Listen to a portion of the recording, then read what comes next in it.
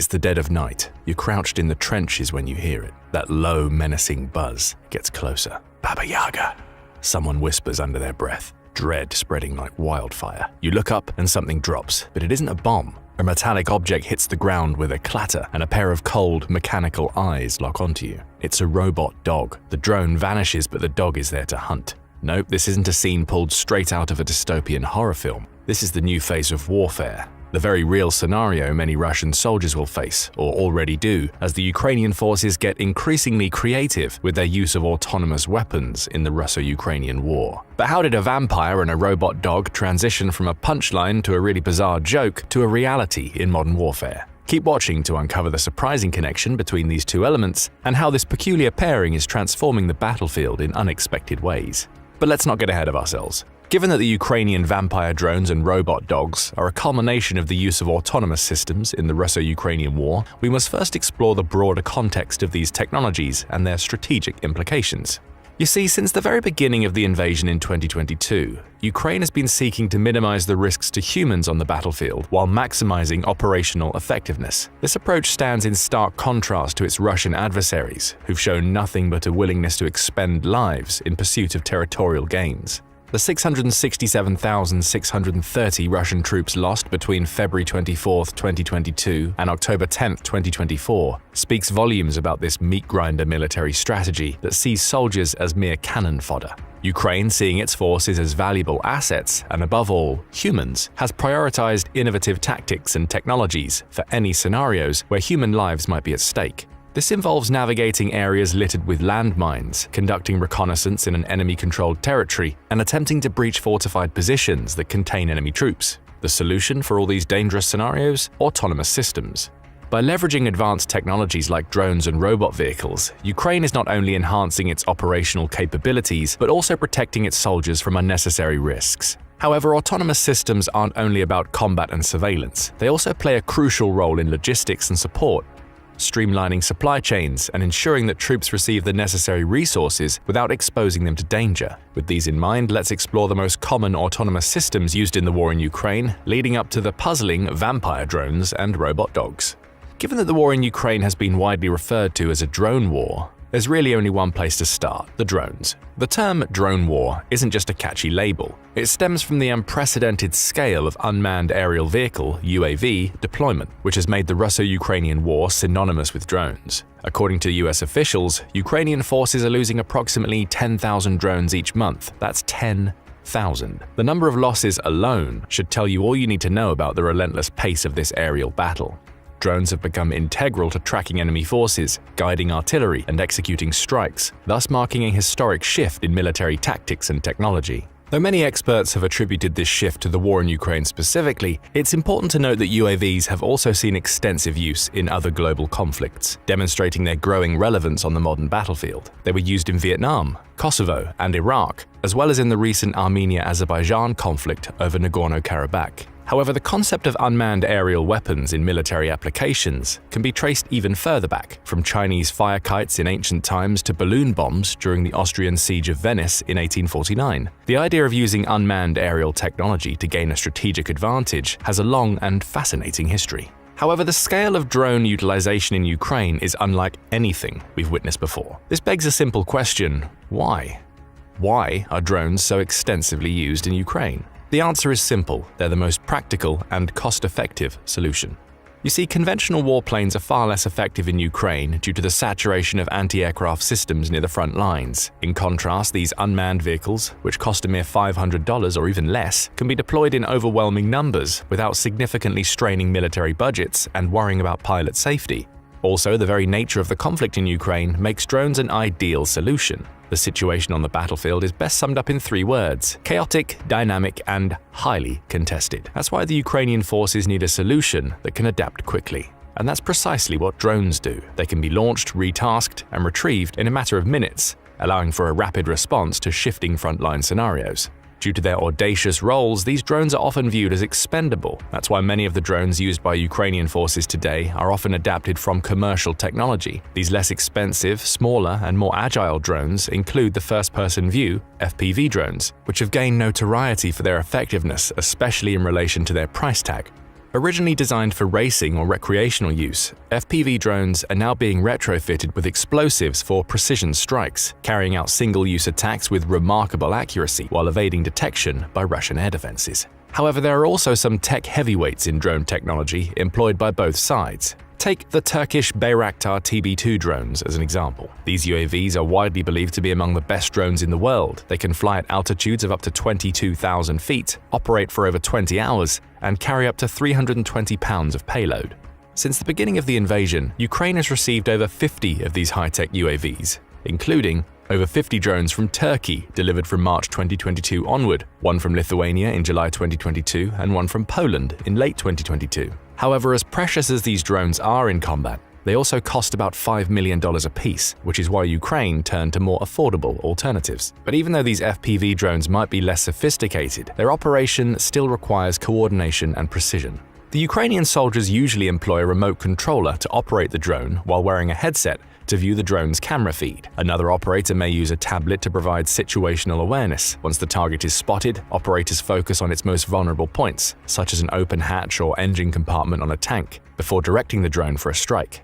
Besides armored vehicles, the Ukrainian forces have used FPV drones to target supply depots and command posts, capitalizing on their ability to dive directly into vulnerable points. Of course, direct strikes represent only one of the common uses of FPV drones. These devices have also been used for surveillance and reconnaissance. This is made possible by the photo and video sensors these drones are equipped with, enabling them to conduct real-time intelligence gathering. That's why they're often used to locate enemy bases and observe troop movements, providing critical intelligence that informs further tactical decisions. FPV drones have also been used to direct artillery strikes in the war. This also goes back to the real-time video feed, which enables artillery units to adjust their fire with precision, ensuring maximum effectiveness against enemy positions. This capability was particularly crucial during the early stages of the war, where coordinating artillery strikes helped Ukraine repel advances by Russian forces. Of course, we can't forget about another crucial role of drones in the Russo-Ukrainian conflict: propaganda and documentation. Given the sheer scale of war crimes committed by the Russian forces, the Ukrainian military and humanitarian organizations needed a way to document and verify these atrocities in real time. Leveraging drones to capture high-resolution footage of the devastation caused by Russian attacks helped them do just that. So the FPV drones have helped Ukraine document horrifying scenes, such as the bombing of civilian areas, the destruction of infrastructure, and the aftermath of missile strikes on Ukrainian cities. The footage captured is often used for propaganda purposes, contrasting the destruction sowed by the Russian forces with the resilience displayed by their Ukrainian counterparts. This not only boosts morale at home, but also aids in garnering much-needed international support. The many uses of UAVs can be directly tied to many models of FPV drones in Ukraine. From drones that can fit in the palm of your hand to larger models weighing over 1,000 pounds, Ukraine has built or acquired a diverse fleet of remotely piloted aircraft that can severely complicate and frustrate Russia's advances. However, few drones used by Ukrainian forces seem to frustrate their Russian foes as much as the Vampire drones.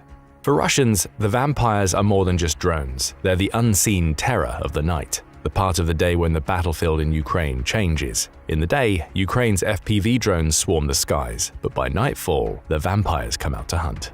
The Russians are so terrified of these drones, they've nicknamed them Baba Yaga. Baba Yaga is a Slavic witch from folklore, something like the American boogeyman, but darker, more elusive. She's the monster mothers tell their children about to keep them from wandering into the woods. As for Russian soldiers, Baba Yaga has become more than just a story. The vampire drones, as terrifying as any myth, are behind this. And the fear of them is real. Russian soldiers speak of them in hushed tones, with intercepted radio communications revealing a chilling desperation. The Russian commanders have even placed bounties on these drones, $500 or a week-long vacation for anyone who can take one down. But they rarely do. And that's not because these drones have claws and the ability to abduct soldiers, as the Chechen troops of the Russian armed forces have claimed. It's due to their impressive capabilities. With this in mind, let's finally meet these fabled vampire drones. The vampire drones are 6-rotor hexacopters, specifically designed for heavy payloads and night operations. Equipped with advanced thermal imaging cameras, they practically own the night, undetectable to the naked eye. At roughly 1,300 feet in the air, they see everything, but the Russians, they barely see them coming. However, they do typically hear them, as the Baba Yaga is reportedly quite loud, but the incoming sound only heightens the tension for the Russian troops, because they know they're being hunted, and they know what's coming. Each Vampire can carry up to 33 pounds of payload. That's more than enough to deliver a thermobaric warhead or a high-explosive fragmentation bomb to its target. From anti-tank mines to shape-charge munitions, these drones can pack some serious firepower. It's like sending in a stealth bomber, but for just $10,000 a pop. Cheap, deadly, and devastatingly accurate. The last characteristic is especially important in the war in Ukraine. After all, the country can't afford to waste any precious rounds, which often happens with artillery. But the Vampire drones, they don't miss. They almost always hit their mark. This makes them quite an economic killer, saving Ukraine's limited ammunition, one devastating strike at a time. Another characteristic that must be added to the Vampire's long list of impressive features is its remarkable range. For such an affordable weapon, it boasts a combat radius of 5 to 7.5 miles, meaning that a single Vampire can launch devastating strikes from a safe distance, keeping its operators out of harm's way while wreaking havoc on enemy positions. This range is crucial on the fluid battlefield of Ukraine, where front lines shift rapidly and staying out of sight is a matter of survival. It allows the Ukrainian forces to maintain the element of surprise, launching unexpected attacks that can leave Russian units scrambling. These attacks can come from altitudes of up to 1,300 feet, making the Vampire drones a formidable threat. Sometimes this threat is the last to come, as smaller reconnaissance drones are sent to scout for targets before the Baba Yaga swoops in for the kill. But what exactly are the Vampire drones targeting? Well, their mission scope extends beyond the front lines. These drones strike not only at Ukrainian enemies within the country, but also targets within Russia itself. For instance, Ukrainian operators actively focus on Russian mortars that pose a threat to their infantry. A single successful strike on these critical artillery pieces can render them ineffective for days, significantly impacting the enemy's firepower. Often the mission even involves dropping multiple bombs on these mortars to neutralize them altogether and prevent them from contributing to the ongoing conflict. In addition to mortars, Vampire drones have gained a reputation for their effectiveness against tanks, particularly during night operations. Operating primarily at night, the Vampire drones utilize advanced thermal imaging technology, granting them a significant tactical advantage. This enables them to operate undetected while successfully locating Russian forces. They can deliver mortar-sized munitions directly onto armored vehicles, capitalizing on their stealth capabilities. This not only disrupts the enemy's armor, but also forces Russian units to reconsider their deployment strategies. The Vampires also play a vital role in logistical support by transporting essential supplies like food and water to frontline troops. In many instances, they conduct as many as 5 to 6 deliveries a day, ensuring that soldiers in remote or dangerous areas receive the nourishment they need to maintain their combat effectiveness. And that's not even all. The Vampires can also function as a mothership, equipped with signal repeaters and anti-jamming equipment. This capability extends the operational range and battery life of secondary drones, enhancing their overall effectiveness on the battlefield. Finally, by providing air support to the Ukrainian troops, the Vampire allows infantry units to remain safer while effectively targeting enemy positions from above. This aerial support is vital for maintaining defensive lines against Russian advances, and it exemplifies how modern warfare blends technology with tactical ingenuity. In this high-stakes game of cat and mouse, the Vampire drones stand out as multifaceted tools in Ukraine's arsenal, flying often and striking hard. However, it's also important to note that the hexacopter we've been describing is only one of 3 Vampire weapons used by the Ukrainian armed forces. This attack drone was developed by the Ukrainian company Skyfall, and it reportedly originates from an agricultural octocopter. Next is the American Vampire anti-aircraft and land attack missile system, capable of guiding advanced precision kill weapon system rockets using a laser beam. This relatively new system was part of the military assistance package worth nearly $3 billion, which was announced in August 2022. Finally, there's the Czech RM-70 Vampir multiple rocket launcher. An upgraded version of the BM-21 Grad multiple launch rocket system, the RM-70 Vampir is designed for rapid reloading in the field, allowing the Ukrainian forces to sustain their firepower during combat operations without being tethered to a logistics chain. With all these Vampires lurking around, the Ukrainian battlefield is no longer just a war zone, it's a full-blown horror show for the Russians. And the last thing they needed to make their nightmare even worse was the arrival of robot dogs. Yet that's precisely what's happening in Ukraine. And how do we know? 2 words: social media. The robot dogs officially entered the game in August 2024, when the Telegram channel of the Ukrainian 28th Mechanized Brigade posted a video of a robot dog patrolling a heavily damaged town. The video described the robot dog as having a multitude of talents and a wide potential for use on the battlefield, and added that these 4-legged robotic friends are poised to influence the course of hostilities, just as drones once changed the war. In a post later published to X, formerly Twitter, by the Ukrainian Ministry of Defense, the commander of the same unit, the 28th Mechanized Brigade, said that every unit should own such a dog. A Ukrainian operator then demonstrated the capabilities of these robot dogs at an undisclosed location in Ukraine. The robot dog was even shown accompanying a Ukrainian soldier of the Khortytsia unit, with the soldier relying on the robot's thermal imaging camera for surveillance in a wooded area. However, it was roughly a month later that the robot dogs first came into contact with the vampire drones, well, at least publicly. In late September, Ukraine News Live shared a video on X showing a drone dropping a robot dog, referred to as a combat robot scout, in a field before the dog rose to its feet and started walking. As of August 2024, there are reportedly over 30 robot dogs roaming somewhere on the Ukrainian front lines. Their presence undoubtedly marks a pivotal advancement in modern warfare, blending cutting-edge technology with tactical operations. As these robotic companions join the fight, the Russians are facing a new kind of adversary, one that walks, scans, and strategizes, and yet doesn't fire, doesn't need rations, and certainly doesn't get demoralized.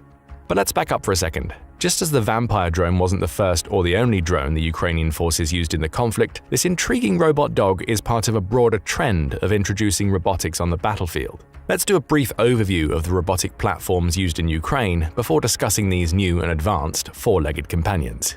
At the forefront of this robotic revolution are the combat robots designed for fierce engagements on the front lines. These machines are engineered for remote combat operations, so they can conduct assaults, defend positions, and perform surveillance, all while their operators remain safely sheltered up to 2.5 miles away. Equipped with a range of weaponry, including the 7.62mm PKT and PKM machine guns, and the 12.7mm NSVT and M2 Browning machine guns, these robots can pack quite a punch. Notably, some models are fortified against small arms fire and come with thermographic cameras for nighttime engagements. The models in this category include the Shablia M2, the Lyat, the Moroz, and the D11. The versatile D2111 can also swiftly transition from a combat platform to a transport system, enabling rapid response in any frontline situation. This robust array of combat robots exemplifies how Ukraine has embraced technology to enhance its offensive military capabilities. However, the integration of robotics doesn't stop there. The evolution continues with the self-destructive robots and mine layers,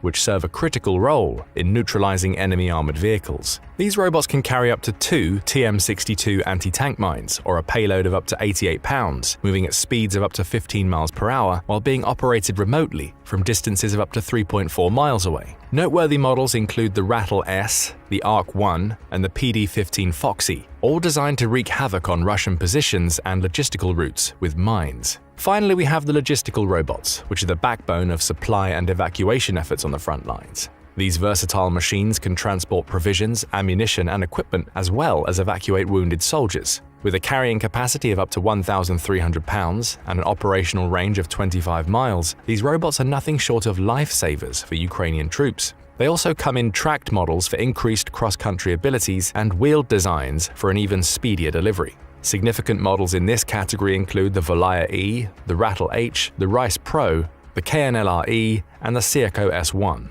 The robot dogs we're focusing on in this video belong to a separate category: surveillance and reconnaissance. Unlike traditional drones that soar above the fray, these four-legged technological marvels navigate challenging terrains, moving through dense forests, inside buildings, and along narrow trenches. Their ability to traverse obstacles and remain stable on uneven ground allows them to reach areas that are often too dangerous for human soldiers. The specific tasks these robotic dogs undertake include exploration of hazardous environments. They scout ahead of troops, locating enemy positions, and identifying threats such as mines or booby traps. In a sense, they serve as scouts, laying the groundwork for human soldiers to follow safely. Surveillance operations. Equipped with advanced cameras and sensors, these robots gather critical intelligence, transmitting real-time video feeds back to commanders. Thanks to their small size, they can operate stealthily, often camouflaged to blend into their surroundings. Logistical support. While primarily used for reconnaissance, the robot dogs can also carry payloads of up to 9 pounds, enabling them to deliver ammunition, medical supplies, or explosives to the frontline troops. This logistical support minimizes the risk to human lives while ensuring that the soldiers have the necessary resources, a goal many of the autonomous systems we've mentioned seek to accomplish. Data security. In a tactical environment where information is vital, these robots can erase sensitive data immediately if they're captured, ensuring that the Russian forces can't exploit any intelligence they might gain. These smart dogs currently deployed in Ukraine are predominantly used by the 28th Mechanized Brigade, particularly the unit known as Medoid, which translates to honey badger. However, this isn't the first time robot dogs have been used or showcased.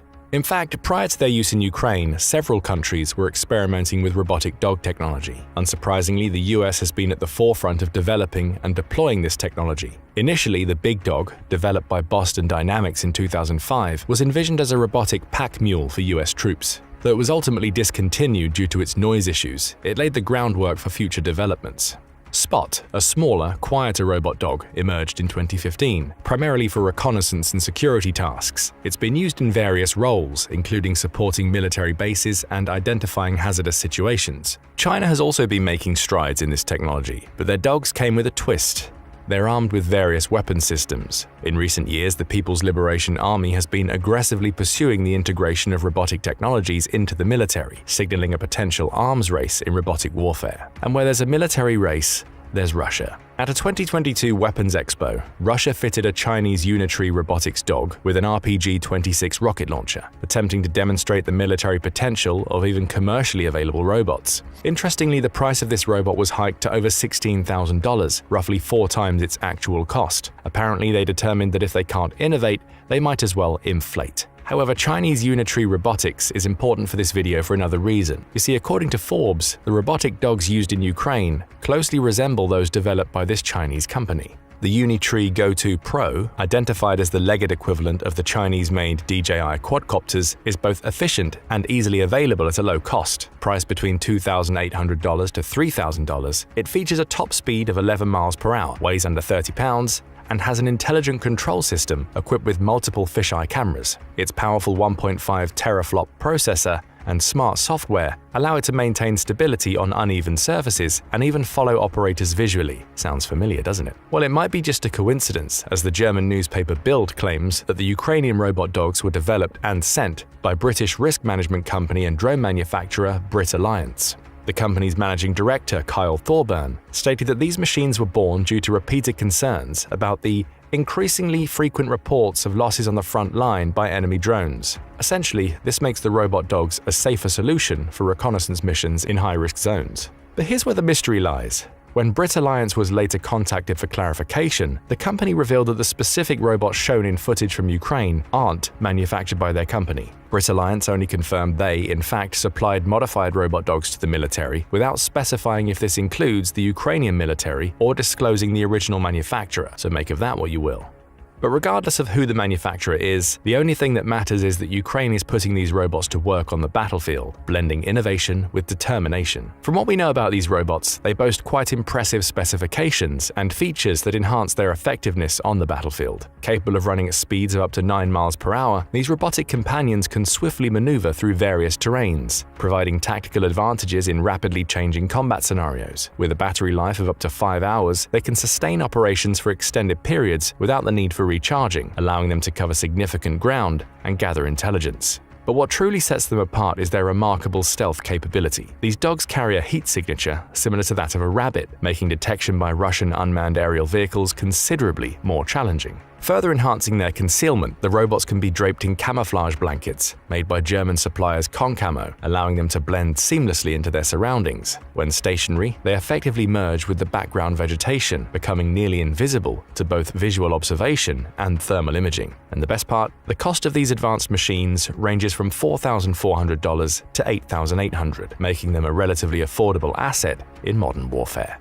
When it comes to deploying these advanced robots, the operation is both sophisticated and intuitive. They can be controlled remotely, with operators using a handheld device or a computer interface to direct their movements. The robots feature advanced FPV cameras, enabling their operators to see from the robot's perspective in real time. When deployed, the robotic dogs can scout areas and relay video feeds back to commanders, providing crucial intelligence about enemy positions and terrain. Thanks to this data-driven approach, the Ukrainian troops have substantially better situational awareness, while their leaders can make informed decisions on the battlefield. If necessary, these mechanic dogs can also operate fully autonomously. How so? By following predefined routes or tracking operators. One look at all these features is enough to understand why robot dogs are so significant to the Ukrainian military. They can cover ground that would be difficult for traditional surveillance methods and transport supplies to contested areas, all the while reducing the risk to human lives. But there's one more significant aspect of these robots worth mentioning: the sheer psychological terror.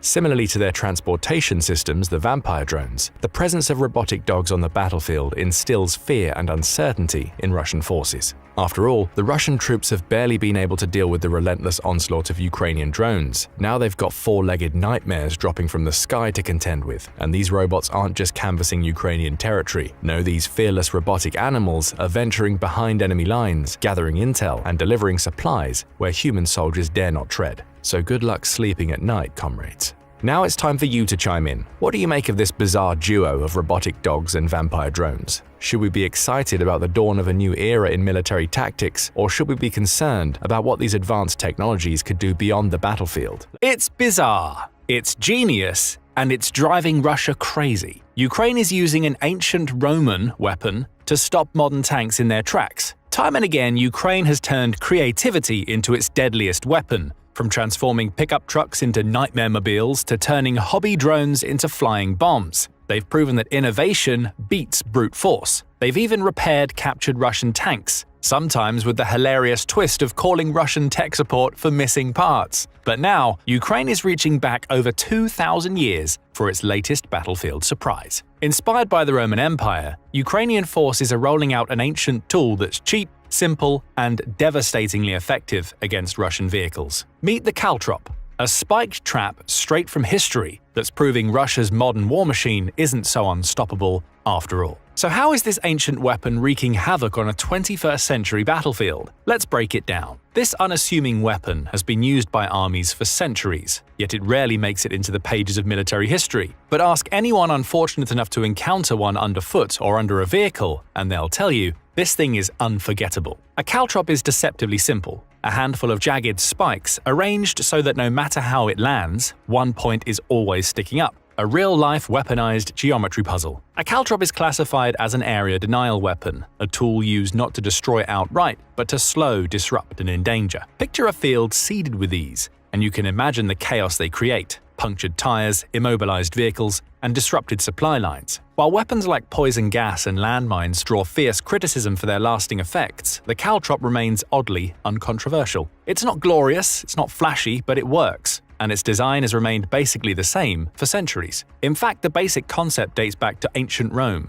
when soldiers used four-pointed jagged irons to stop advancing enemies in their tracks. Over time, this simple yet ingenious weapon acquired a plethora of names, each reflecting its shape, function, or regional influence. The modern term caltrop comes from the Old English calcatrip, meaning heel trap, a nod to its painful purpose. The Romans, practical as ever, called it murex phoreus, or jagged iron, drawing a comparison to the spiked shells of the murex mollusk, which was prized for its purple dye. Another Roman name, tribulus, linked it to the Greek tribolos, meaning four-side or tetrahedron. This name stuck and later inspired the scientific name of a plant, Tribulus terrestris, whose spiky seed pods bear an uncanny resemblance to the caltrop's sharp design. The French dubbed it chaussée trapée, or shoe trap, while elsewhere it became known as crow's foot or jack rock. Across centuries and continents, the caltrop reappeared in military strategies from Europe to Asia and North Africa, even making its way to the New World, as you'll hear later on in the video. No matter its name, its purpose was always the same: to maim, immobilize, and deny ground to advancing enemies. The caltrop's cruel simplicity was originally designed to halt the primary means of advance for men and horses: feet. Roman versions were jagged and deliberately shaped so that a point would lodge firmly in a horse's hoof, causing pain and rendering the animal useless in battle. The same principle extends to soldiers, who risked debilitating injuries if they stepped on the sharp spikes. A simple step could mean lacerations, puncture wounds, or infections that would take them out of the fight. Modern interpretations have broadened the caltrop's purpose. As a less lethal weapon, it's not explicitly designed to kill but rather incapacitate personnel or disable equipment like tires. This categorization aligns with the broader definition of non-lethal weapons: devices meant to repel or immobilize without causing widespread destruction or fatalities. However, as the US Department of Defense notes, even non-lethal weapons carry the risk of severe injury or death, making less lethal a more accurate term. It's also important to clarify that caltrops, despite their stealth and injurious nature, are not classified as booby traps. While they injure or damage by surprise, their design doesn't meet the legal definition of a booby trap under the Convention on Certain Conventional Weapons. A booby trap is defined as a device intended to kill or injure when a person disturbs or interacts with something that is designed to appear harmless, such as a toy or a watch. Caltrops, in contrast, are neither disguised nor deceptive. Their small size, typically 3 to 5 inches in length, doesn't mask their aggressive, spiked appearance, which warns of their dangerous purpose. They are also passive devices, not rigged with explosives or triggered by unsuspecting actions. Harm results only when an object applies enough force to come into direct contact with the spikes. This clear distinction ensures that caltrops, when used as intended, avoid the ethical and legal concerns associated with booby traps. Instead, they remain firmly in the category of straightforward yet devastatingly effective tools for immobilizing enemies and denying access. But their simple design and effectiveness are just some of the caltrops' benefits. These unassuming spikes offer a multitude of advantages that make them an ideal choice for Ukrainian forces battling a numerically superior and heavily equipped Russian military. For starters, caltrops are incredibly simple to manufacture and deploy. Unlike advanced weaponry that requires significant time, resources, and expertise, caltrops can be produced cheaply in large quantities. This aligns perfectly with Ukraine's need for cost-effective solutions to counter Russia's larger war machine. Whether scattered across roads, fields, or supply routes, they require no special training or maintenance, making them accessible to any unit in the field. Their portability is another major advantage. Lightweight and easy to carry, caltrops can be transported by foot soldiers or vehicles and quickly scattered in key locations to disrupt enemy movement. And unlike other area denial weapons, they don't need explosives, fuel, or complicated deployment mechanisms to be effective. The caltrop's passive nature is one of its most defining traits. Once in place, it works tirelessly without intervention, puncturing tires, maiming infantry, and even halting heavy vehicles equipped with pneumatic tires. Historically, it's immobilized everything from soldiers and horses to elephants and camels.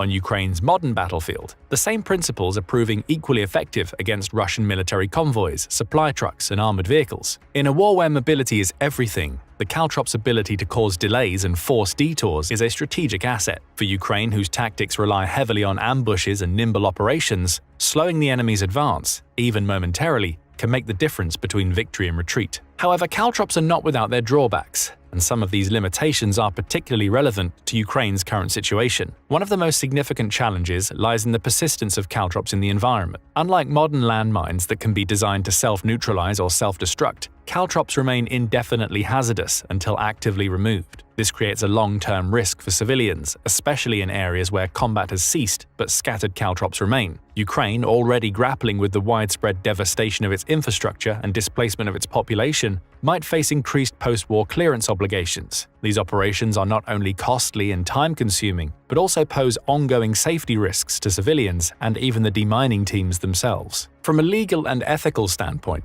the indiscriminate nature of caltrops can complicate their use. While targeting enemy vehicles and personnel aligns with the rules of distinction and proportionality under the law of armed conflict, the reality of war often makes it challenging to prevent harm to non-combatants entirely. In urban or heavily trafficked rural areas, the risk of civilians inadvertently encountering caltrops increases, raising critical questions about proportionality and the feasibility of precautions to mitigate harm. Thus, deploying caltrops effectively without causing unintended injuries, especially to friendly forces, requires careful planning. Unsurprisingly, Ukraine has found a way to deploy caltrops safely, a way that combines old-school ingenuity with cutting-edge tech, and it's nothing short of brilliant. So what is this groundbreaking tactic? One word: drones. Ukraine is modifying drones to drop caltrops across key roads, creating chaos for Russian supply trucks. While the concept of drone-dropped caltrops has been theorized before, Ukraine's execution is the first significant use of this method in an armed conflict. And these sharp, tire-popping spikes aren't just a nuisance, they're a full-on roadblock. Once Russian vehicles stop or slow down, they become easy prey for Ukraine's first-person view (FPV) kamikaze drones, which swoop in for the kill. It's a devastating 1-2 punch. This synergy between caltrops and drones has not only halted Russian convoys, but also introduced a new level of psychological warfare. Supply truck drivers, already anxious about aerial attacks, now face the additional threat of invisible, tire-shredding traps littering the roads. and these traps can't be avoided by making the supply runs at night. The caltrops are always there, just waiting to cause tire blowouts and even crashes. As a result,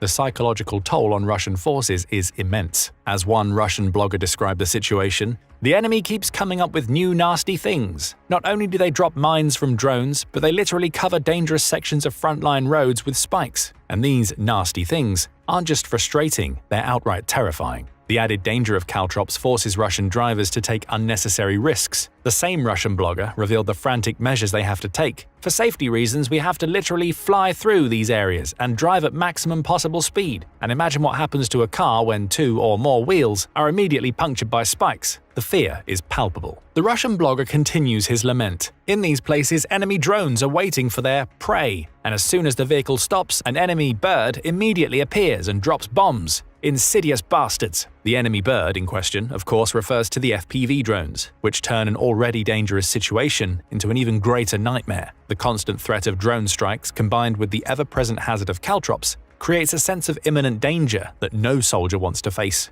The ultimate goal? To stop the Russian vehicles from entering specific areas. One of the locations where caltrops are currently deployed is the Rivne Oblast, some 210 miles west of Kyiv. This area is home to the Rivne nuclear power plant, which is likely to become one of Russia's next targets. The area was already affected by the late November 2024 aerial attacks, which cut off electricity for at least 280,000 people in the western Rivne region. While caltrops can't defend against a massive barrage of 100 drones and 90 missiles, they can stop, or at least delay, Russian vehicles from entering Rivne to cause even more damage. That's why caltrops chained together are now placed at every checkpoint in Rivne. In some cases, Ukrainian forces also deploy larger caltrops by hand, positioning them strategically in areas where they anticipate Russian movements. For instance, large and heavy caltrops have been seen lining the streets of Kyiv to prevent Russian tanks from moving through the city. These versions are often handcrafted and produced in makeshift workshops. As such, they serve as a testament to Ukraine's resourcefulness and ability to adapt traditional tactics to their advantage. However, Ukraine's ingenuity extends beyond makeshift workshops. Professional manufacturers have also stepped in to produce these critical weapons at scale. Introducing Art of Steel, a Ukrainian manufacturer that's quickly adapted its operations to meet the demands of war. Traditionally known for crafting silver chainmail, helmets, and other medieval armor for reenactments and shows, the company has pivoted to produce caltrops for the Ukrainian armed forces. As one official from the company shared, "Ukrainians are united in this war.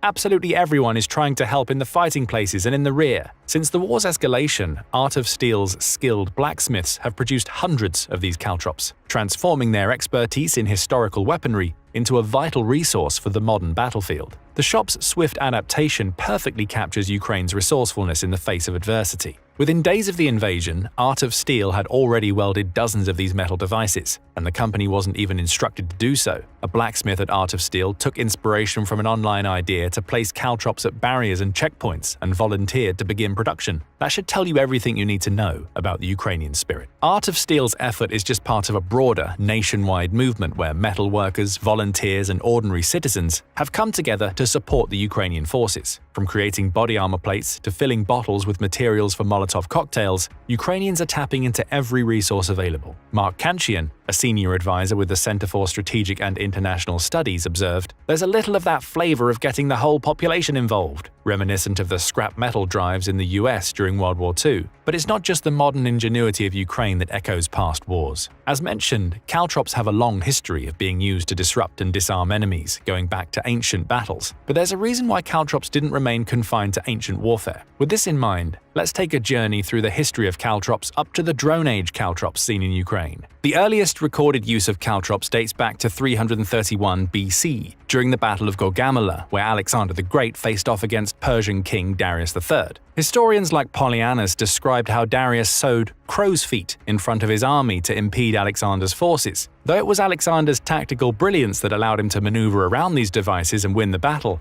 it was clear that these spike-filled traps had a disruptive potential that would last millennia. As military engineering advanced, the Romans adopted caltrops into their own warfare tactics. The Roman legions, known for their discipline and adaptability, used caltrops to great effect against their enemies. One of the most notable early uses was in the Battle of Carrhae in 53 BC, where Roman soldiers deployed caltrops to thwart the heavy cavalry of the Parthians. Interestingly, while Julius Caesar didn't use caltrops in the famous Siege of Alesia in 52 BC, his legions were equipped with similar devices, wooden blocks with iron hooks, designed to slow down enemy advances. This demonstrated the Romans' pragmatic approach to warfare, utilizing whatever tools that would allow them to maintain control of the battlefield. By the Middle Ages, caltrops had significantly evolved, with European blacksmiths perfecting the design. The traditional ball shape was replaced by a simpler, more efficient version, 4 sharp iron spikes arranged in a tetrahedron. This innovation made the devices easier to mass produce and more effective on the battlefield. One of the most dramatic medieval uses of caltrops occurred during the reign of Genghis Khan. In 1213, as he advanced on the Qin Empire of China, Genghis Khan encountered vast stretches of land around the Chuyungquan Pass that were heavily defended by caltrops. According to historical records, the Chinese deployed caltrops in large numbers, hoping to impede Mongol advances. Despite the challenge, the Mongols were able to eventually break through using their superior mobility and tactics,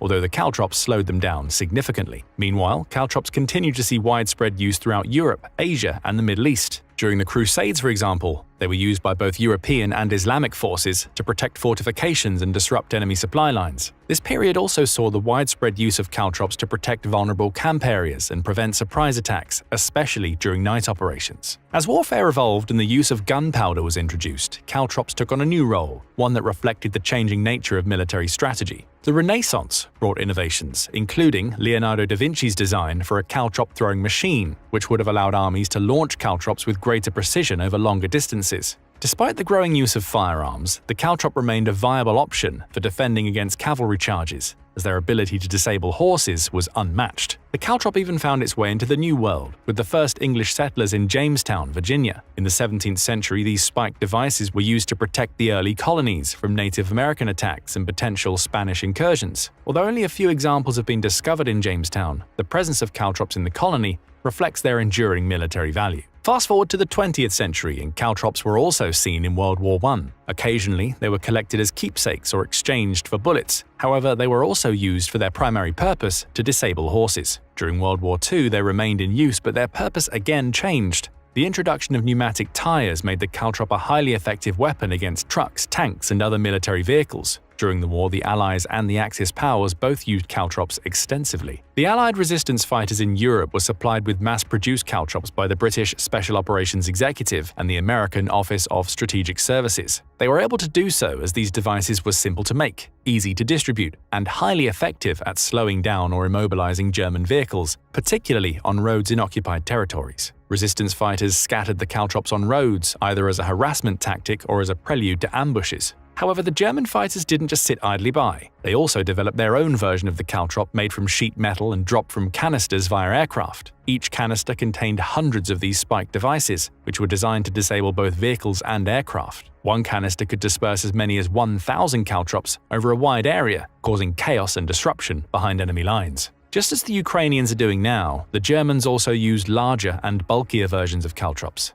These devices, known as Dragon's Teeth and Czech Hedgehogs, primarily served as anti-tank obstacles. The famous opening scenes in the 1998 epic war film Saving Private Ryan, depicting the storming of Omaha Beach, show the effectiveness of these types of obstacles in limiting the mobility of landing forces. In the post-World War II era, caltrops continue to be used in various conflicts, including the Vietnam War. The nature of this conflict, with its dense jungles and rugged terrain, made the caltrop a useful tool for both sides. The US military and North Vietnamese army both use these devices to slow down foot soldiers and vehicles. By the 21st century, caltrops had largely fallen out of common use in open battlefield scenarios. However, they eventually found new relevance in the complex urban and asymmetrical warfare that characterized conflicts such as the Iraq War. US military personnel began using these spiked devices to slow or stop vehicles used as car bombs attempting to bypass checkpoints. This usage was especially effective in controlling traffic at military posts or securing sensitive areas, such as roads leading to vital infrastructure. Caltrops made such an impact on the US military that they still retain a symbolic significance. For instance, the US Army's 3rd Armored Corps and the 3rd Marine Division incorporate caltrop imagery into their insignias, highlighting the device's historical and ongoing importance as a defensive tool. However, neither the US nor Ukraine were the first to introduce the concept of drone-age caltrops. That honor belongs to China. In 2019, a hexacopter drone designed to drop caltrops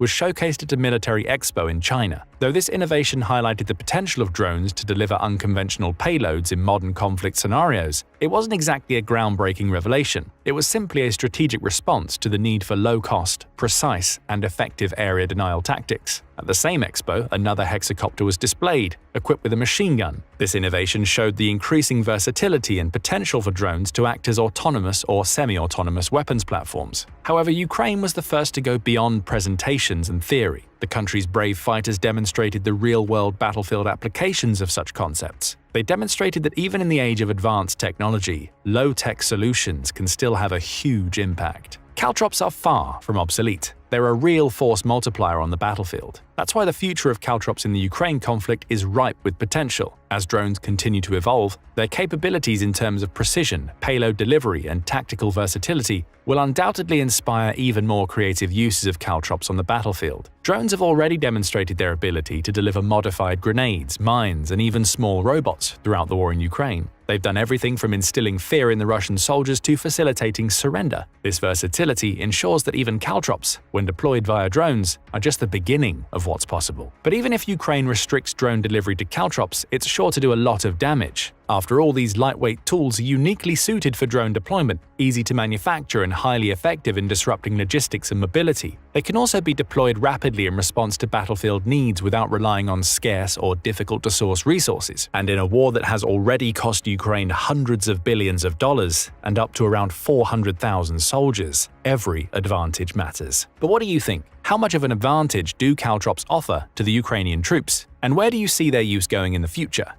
The war in Ukraine isn't just about Russia anymore. North Korea has entered the fight, sending thousands of troops to Kursk. But Ukraine isn't backing down. In fact, it has a plan to stop them before they can even join the battle. Between 10,000 and 12,000 North Korean soldiers arrived in October, and their presence has everyone talking. Russia is counting on them to retake Kursk. China is uneasy about this risky move, and NATO is stepping up its support for Ukraine. But Ukraine isn't intimidated, it's prepared. Instead of relying solely on firepower, Ukraine is turning to psychological warfare, a strategy designed to break the North Koreans' will to fight without ever meeting them on the battlefield. Early reports suggest the strategy is already working, with North Korean officers among the casualties and damaged equipment piling up. But can Ukraine's bold plan really succeed, or will these new troops make a difference for Russia? Let's take a closer look at Ukraine's psychological warfare tactics and why they might just win the day. The actual campaign that Ukraine has developed is an extension of an existing one called I Want to Live. We'll circle back to the origins and the effects of the campaign itself a bit later,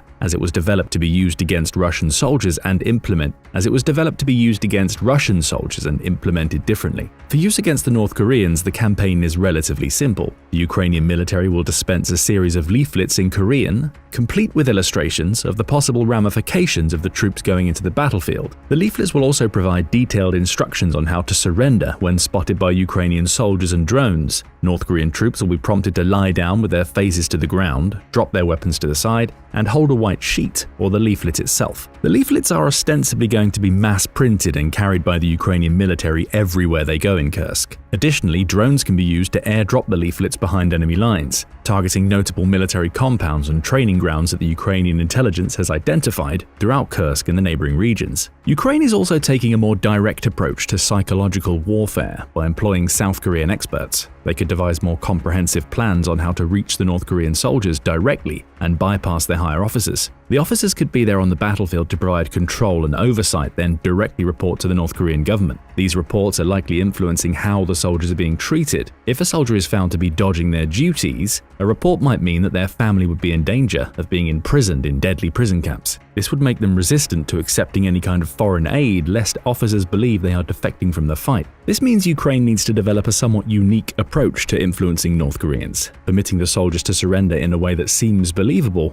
and without reproach from their commanding officers. This puts a few wrenches in the campaign and is likely why the program needed to diverge a bit from its Russian-oriented roots. One plan so far seems to involve drones in another way. Small commercial drones that could be fitted with speakers and repeat messages of what will happen to the North Korean forces in the oncoming days. If the Ukrainian intelligence is specific and accurate enough, they might be able to predict larger confrontations. Then the campaign would direct them towards certain actions, such as listening to orders just enough while incorporating Ukrainian directives. Essentially, it would be a weaponized form of malicious compliance. It could create enough openings for troops to surrender peacefully while being in the right place at the right time. Alternatively, the campaigns could use drones to constantly create diversionary campaigns during downtime. Contrary to popular belief, no part of the battlefront sees constant action. Fighting between Russians and Ukrainians is typically done in short bursts, with smaller campaigns pushing for more ground, which doesn't last long. Even then, soldiers might hunker down in trenches and wait for something to happen, or for more direct orders on movement or actions. The downtime is the perfect opportunity to manipulate enemy troops, especially if they're already on the front line. The drone warfare in the conflict is so extensive that most units probably recognize the sound of small aerial drones approaching them. If those drones deliver messages for Russian and North Korean troops to surrender,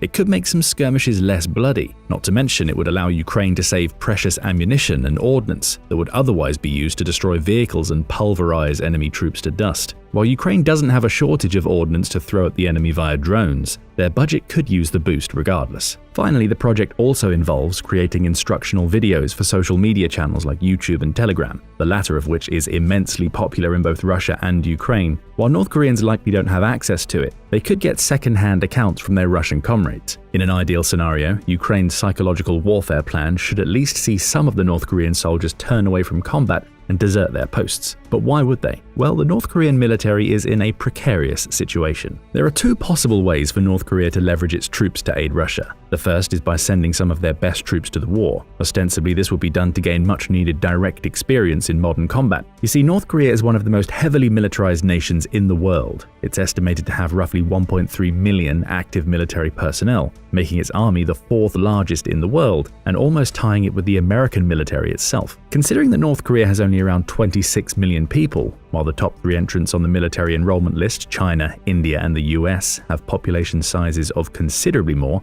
it's a significant portion of their total population. To this, we need to add the fact that North Korea practically forces most men and women to serve in the military, and males need to remain in service for up to 10 years. This creates a huge number of reservists, with some analysts suggesting that North Korea could draft a third of the country in the event of a direct conflict. And yet the North Korean army is considered among the least prepared for modern combat. Most of its equipment comes from the Soviet era, and not the 1980s Soviet era when they started overhauling their vehicles to hopefully match Western designs. No, North Korean equipment still primarily consists of outdated models like the T-55 and T-64 tanks, which were considered obsolete decades ago and are now veritable museum pieces. While North Korea has recently unveiled a new tank design, such developments do little to overshadow its reliance on older, outdated systems. Ironically, Russia itself has been forced to use some of its stockpiled T-64s, as it has a surplus of them, and they weren't doing much in storage. The entire world took a few good looks at the tactic and immediately considered it an act of desperation. Additionally, while North Korea is technically still at war with South Korea, the conflict was frozen in 1953 when the Korean Demilitarized Zone was established. In the last 70 years, the country only experienced limited skirmishes that were not evocative of either side's military prowess and improvement. South Korea had allies like Japan and the US to significantly bolster its military, becoming one of the world's largest exporters of weapons. In contrast, North Korea only really has two major allies, China and Russia. Neither of those seem to have done much in terms of training North Korean troops or outfitting them with more modern weapons. Russia has used its weapons industry for national defense and to outfit various factions in the Middle East, which more suited its plans of countering the NATO presence in the region. China has only recently developed militarily in the past 2 decades. Even then, native Chinese designs are still considered subpar compared to the US in pretty much every way and barely match Russia's. This relegated North Korea to manufacturing weapons that it already had access to, or ammunition that didn't become obsolete nearly as fast. It ended up focusing on artillery round production, which mostly ended up going to Russia anyway, or trying to improve its ballistic missiles. The latter is one of the main reasons why Japan and South Korea are persistently wary of North Korean military ambitions, as both countries are so close to North Korea that powerful ballistic missiles can equalize the technological disparity in other aspects. The war in Ukraine therefore presents practically a perfect opportunity for North Korean troops to gain experience in modern forms of combat. Russian military equipment designs have changed relatively little since Soviet times. so North Korean soldiers don't need that much training to be able to work with and use Russian tanks or artillery. At the same time, North Korea can transport ballistic missile prototypes and valuable engineers for testing newer designs in real-life scenarios and against Western-style anti-air defenses. So by sending its best troops, North Korea might aim to leverage its defense agreement with Russia fully, gaining some goodwill while also working toward Russian President Vladimir Putin's goals. But then we come to the second possibility, and one that is much likelier based on the reports from Ukraine. Putin is going to use North Korean soldiers solely as meat shields, and their skill or experience won't actually matter. There are a few main reasons why this makes sense. Russia has lost a phenomenal amount of people. Most recent estimates by the Ukrainian intelligence, which is typically corroborated by Western sources, suggest that Russian casualties have passed 770,000 dead and injured soldiers in December. This is close to as many soldiers as the entire country had when the war started, and roughly 3 to 4 times the number of soldiers stationed around Ukraine in February 2022. By now, Russia is likely starting to heavily dip into whatever reserves of contracted soldiers it can get, all with the aim of gaining ground in Donbass. This means Russia is likely forced to cut its military drafting efforts short and offer actual contracts to mandatory conscripts. Why? Well, the country unofficially outlawed deploying conscripted soldiers abroad, only using them for national defense. At the same time, statistics from the Russian Ministry of Defense suggest that Russia is conscripting roughly 150,000 soldiers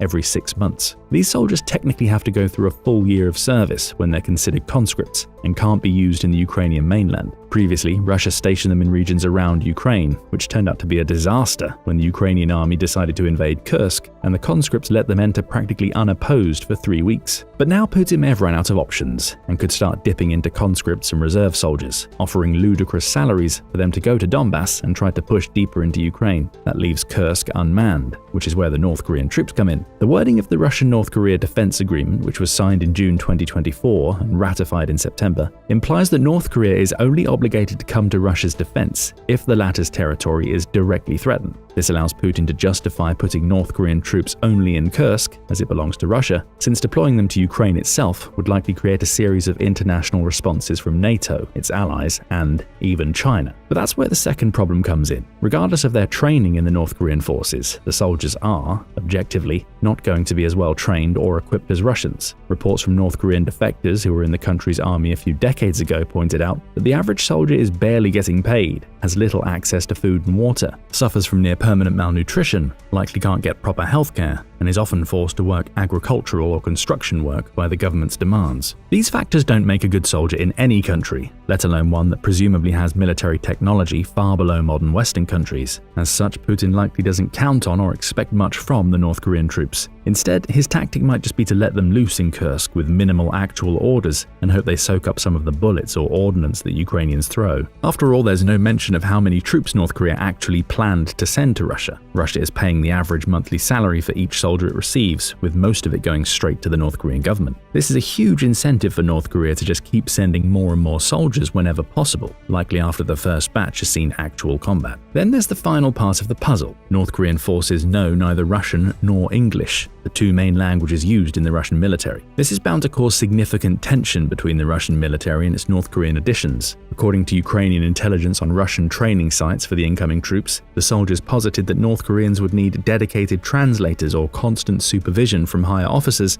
for any meaningful transference of concepts and tactics. Without them, the Russian forces would likely only be able to teach them the basics and rely on simple commands and hand signals. This could severely detract from their actual performance in combat, leading to potentially devastating mistakes such as mispositioning or even friendly fire. And that final part is where Ukraine can swoop in. With drones blaring messages in Korean, the North Korean troops might grab onto them as a lifeline, overriding what few commands they receive from Russian personnel to try and save their own lives. After all, if these are not the best of what North Korea has to offer, then it's highly likely that the soldiers were forced to be there in the first place. The soldiers will be faced with a choice between death from above via Ukrainian drones, death from the front via artillery, tanks, or infantry fire, or an eventual escape not only from the military but from the entire North Korean regime. At that moment, whatever survival instincts or common sense the North Korean troops have retained after 8 grueling years of trying to survive in their military might prevail and cause them to jump ship. to Ukraine. And the Ukrainian military seems to be ready to accept the North Korean troops with open arms. There's no real precedent on how North Korean defectors are treated outside of Russia, China, and the Indo-Pacific. While Russia, China, and a few other countries extradite defectors to North Korea, defectors often rely on Chinese brokers or smugglers to get to South Korea or further away from the Indo-Pacific.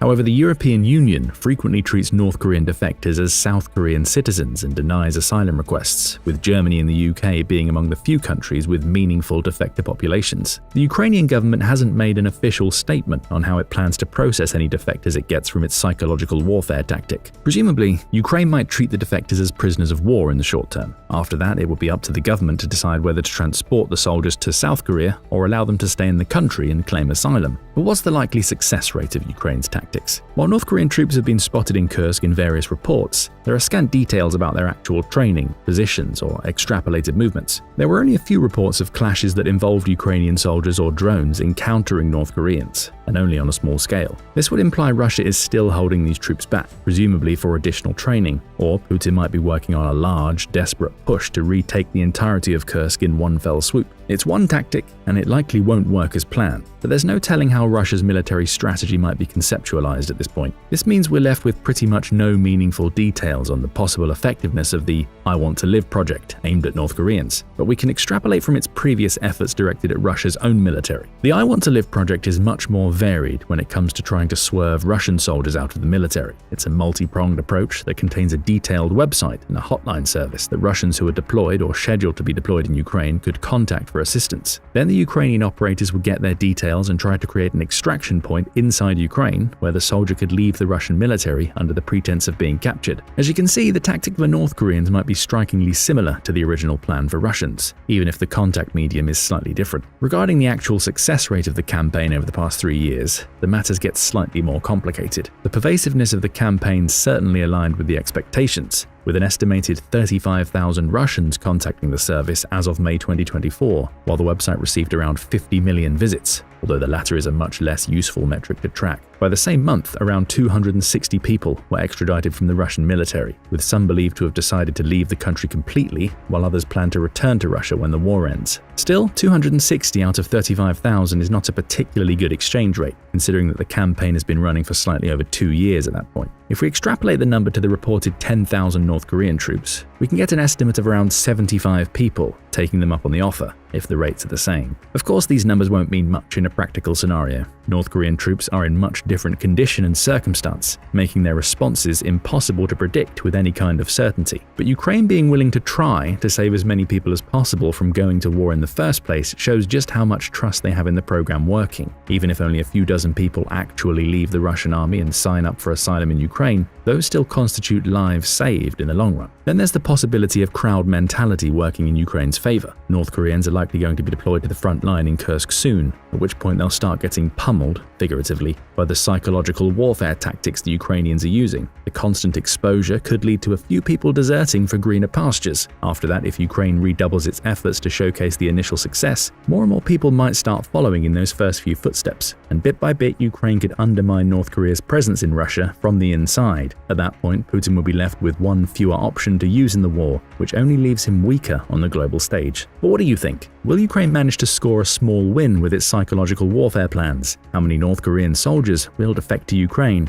Ukraine has done something unbelievable with its ground drones. In this video, we explore how Ukraine is using these new tools to devastate Russian forces, as well as the impact that unmanned ground vehicles, or UGVs, could have on the war. First, we head to Vovchansk.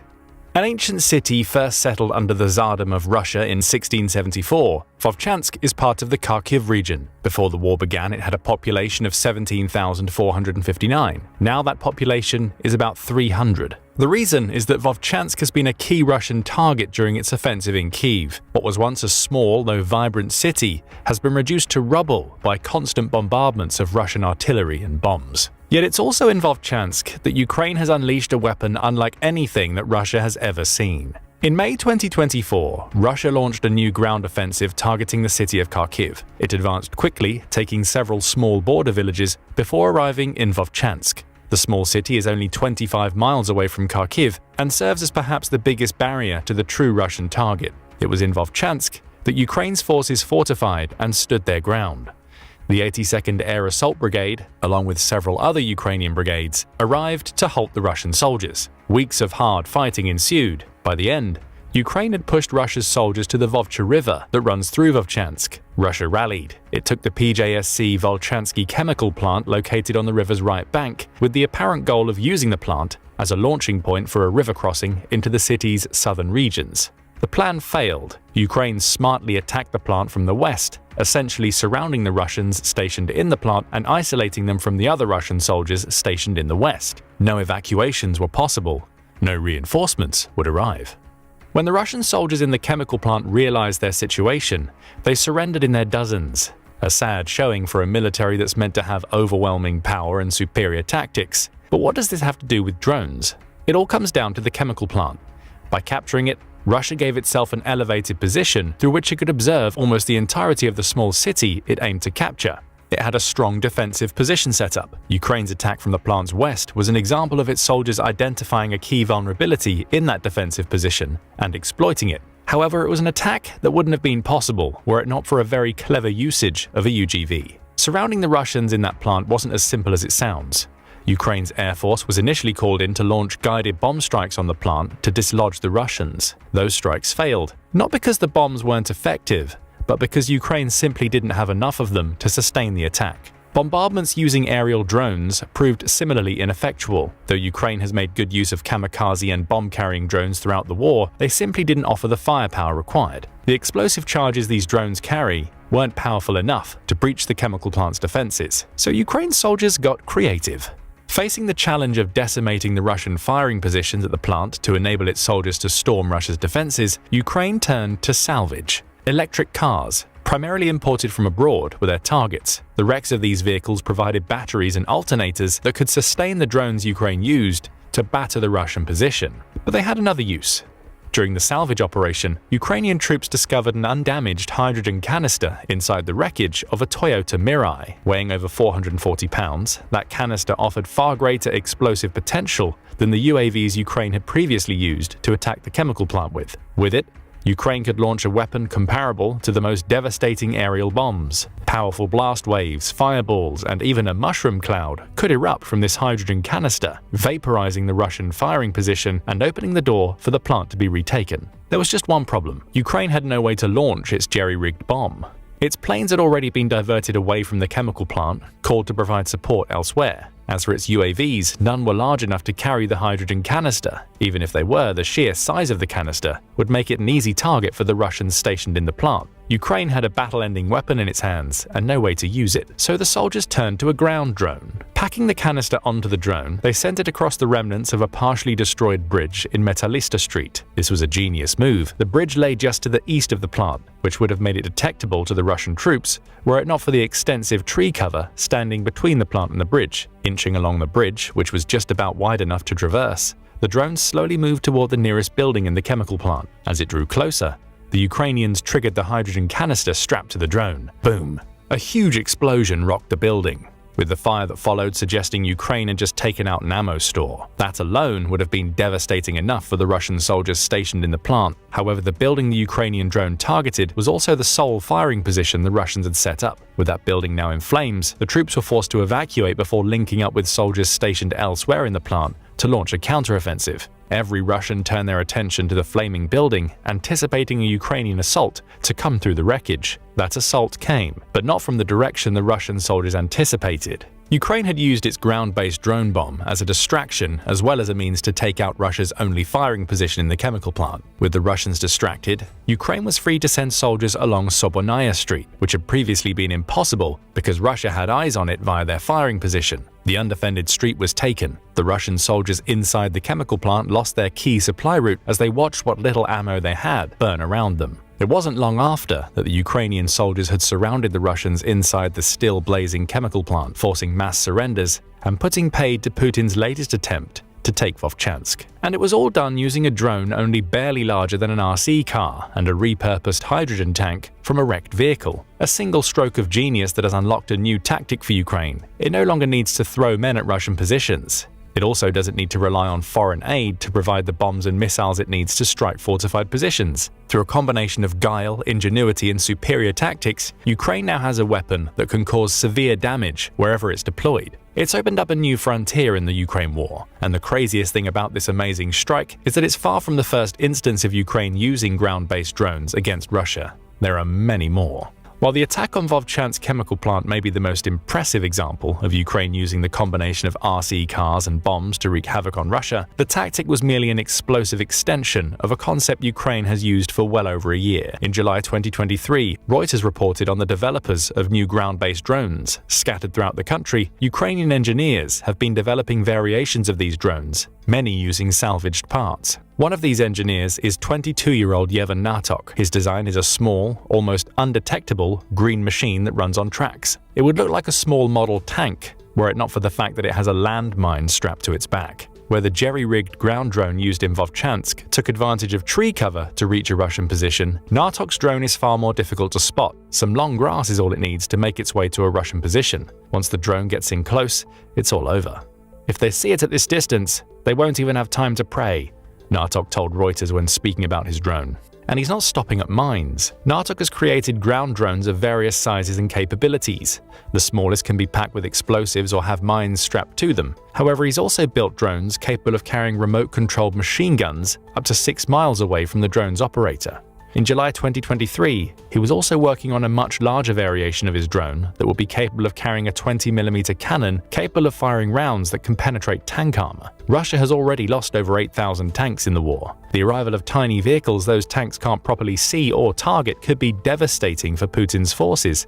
Imagine a small fleet of drones carrying 20mm cannons, blasting holes in tanks, while even smaller drones lurk in the long grass, waiting to explode as a Russian battalion is thrown into chaos. That's the potential that these ground drones present: devastating firepower and explosive force, all used by Ukrainian troops that are literally miles away from the fighting. The Sun provides more insight into Natok's innovative drone on its YouTube channel. The footage shows another variation of the machine, this time with chunky wheels, moving through a field. It's about the size of a large RC car with a camouflaged mine strapped to the top. The footage switches to a first-person view, demonstrating that there's a small camera built into the drone that allows the operator to track and control its movements. Natok firmly believes his drones are game changers. "I will tell you this, if we had these kinds of drones at the beginning of the full-scale war, the Russians would have been met on every road," he tells The Sun. Convoys wouldn't have stood a chance, he says.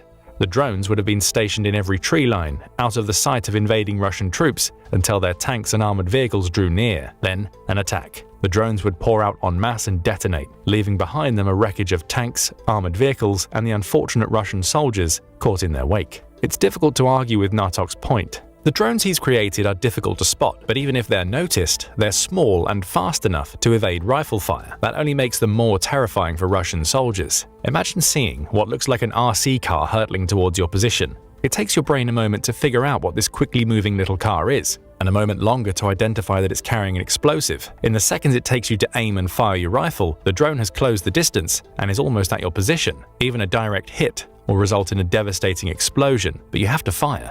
If you don't, the car is just going to reach you and explode anyway. If that isn't worrying enough for Russia, Natok isn't the only engineer working on new ways to use drones to attack Russian positions. He is just one of many engineers coming up with new concepts to counter Putin's use of tank and trench-based warfare. In a World War II-style ground war, it appears that innovation is going to lead the way to Ukrainian victory. Take the trench-busting drones Ukraine has devised as even more examples. In April 2024, footage emerged showing Ukrainian forces using yet another variation of a UGV to attack Russia, posted by the 63rd Mechanized Brigade. The video shows a drone traversing over slightly uneven terrain en route to a Russian trench. The tiny vehicle makes its way into the trench before there's a pause. Then, an explosion. The footage continues to show several more of these drones, each following the same strategy. They move, often using grass as cover, but sometimes traveling out in the open, until they arrive at a trench. Explosion after explosion is shown, with trenches collapsing in on themselves under the force. These drones are called Rattle-S, and they're similar to both Natok's mine-sporting drones and the kamikaze UAVs Ukraine has put to such good use throughout the war. They're also not the only drones Ukraine is using to tackle the Russian trench challenge. September 2024 brought with it news of yet another UGV variation, this one dubbed the Fury. was first shown off in May 2024, with the UGV being a four-wheeler, approximately the same size as a shopping cart. Equipped with a machine gun, it essentially acts like a mini tank. In September, Ukraine successfully deployed the Fury for the first time in the Kursk Oblast that it invaded back in August. The vehicle successfully dodged mines planted around the trench, eventually reaching the Russian position with the aid of mortar fire and other explosive drones. Once in position, the machine gun sprayed. The result? Part of the enemy was destroyed, the rest fled, claimed the 1st Detachment of the 8th Special Purpose Regiment stationed in Kursk. This UGV variation will be even more terrifying to Russia because it's durable. The 1st Detachment claims that it took several hits from first-person drones and Russian RPGs and still managed to reach its target, kill several Russians, and then drive back to base for recovery. Forbes provided more details about this drone, saying that it's built with thick armor to protect its most vulnerable components. It also comes with a video camera, enabling an operator to see where the drone is going, as well as a radio that the operator can use to deliver orders. The military liked that it was easy to control, noted Ukraine's Innovation Minister Mikhailo Fedorov. He also pointed out that the drone has good sight and automatic fire both day and night. So where does all of this leave Russia? The hydrogen bomb-deploying drone in Vovchansk is just one of many. Ukraine is building fleets of smaller UGVs carrying mines, machine guns, and even cannons. It's using those drones to punch holes in Russian defenses, all without having to worry about losing a single soldier to the fighting. Russia is no longer merely fighting Ukrainian troops. It has to face up to an emerging robot army that's difficult to spot, even more difficult to hit, and capable of devastating defenses if it's allowed to get close. And with Vovchansk, Ukraine may now be realizing the true capabilities of its innovative UGVs. Mines and small explosives are just the start. The wreckages of the vehicles, littered throughout the country, may hide components and hydrogen tanks it can use to break through Russian fortifications. So we come to a key question. Why are these UGVs game changers for Ukraine? We've already touched on a handful of reasons. Ukraine's ground drones are often incredibly difficult to detect, with many of them being so small that they're barely visible in high grass and can easily hide in tree lines. The lack of detectability opens the door for Ukraine to use these drones to coordinate ambushes, as seen in Vovchansk and with the trench-busting drones this year. Being difficult to detect also means Ukraine's UGVs are excellent support tools. Again, Vovchansk proves this. A drone was able to sneak toward the most important building in a captured chemical plant, decimating it with an explosion and destroying Russian ammunition stocks while taking out a key firing position. That alone weakened the Russian troops stationed in the plant. They had to deal with the loss of coverage and lack of ammo, all while panic reigned as the fire grew larger. Even though these troops were able to coordinate to create a defense against what they believed was an incoming attack, the UGV had them fooled. The Ukrainian assault came from the other side of the complex. So not only does Ukraine have weapons it can use to break through Russian defenses, but it also has weapons it can use to divert attention away from soldiers on the ground. When used in concert with ground forces, UAVs and mortars, Ukraine's explosive-carrying UGVs are a real threat to Russia. They're also a threat because they don't cost much to make. Reuters reports that Yev and Nartok's smaller drones, the ones capable of carrying mines and hiding in tall grass, cost just $812 to make. That money covers every single component, with all being buildable and buyable using the military aid Ukraine has received from its allies. For $1 million, Ukraine could build over 1,230 of these drones. For context, that's about the same amount of money required to build a single Storm Shadow long-range missile. These low costs are true for practically all of the drones Ukraine is using. In Kursk, for example, Ukrainian troops are using small UAVs with grenades attached using cable ties to attack multi-million-dollar targets in the Russian Oblast. These drones are remote-controlled and cost just $400 to assemble.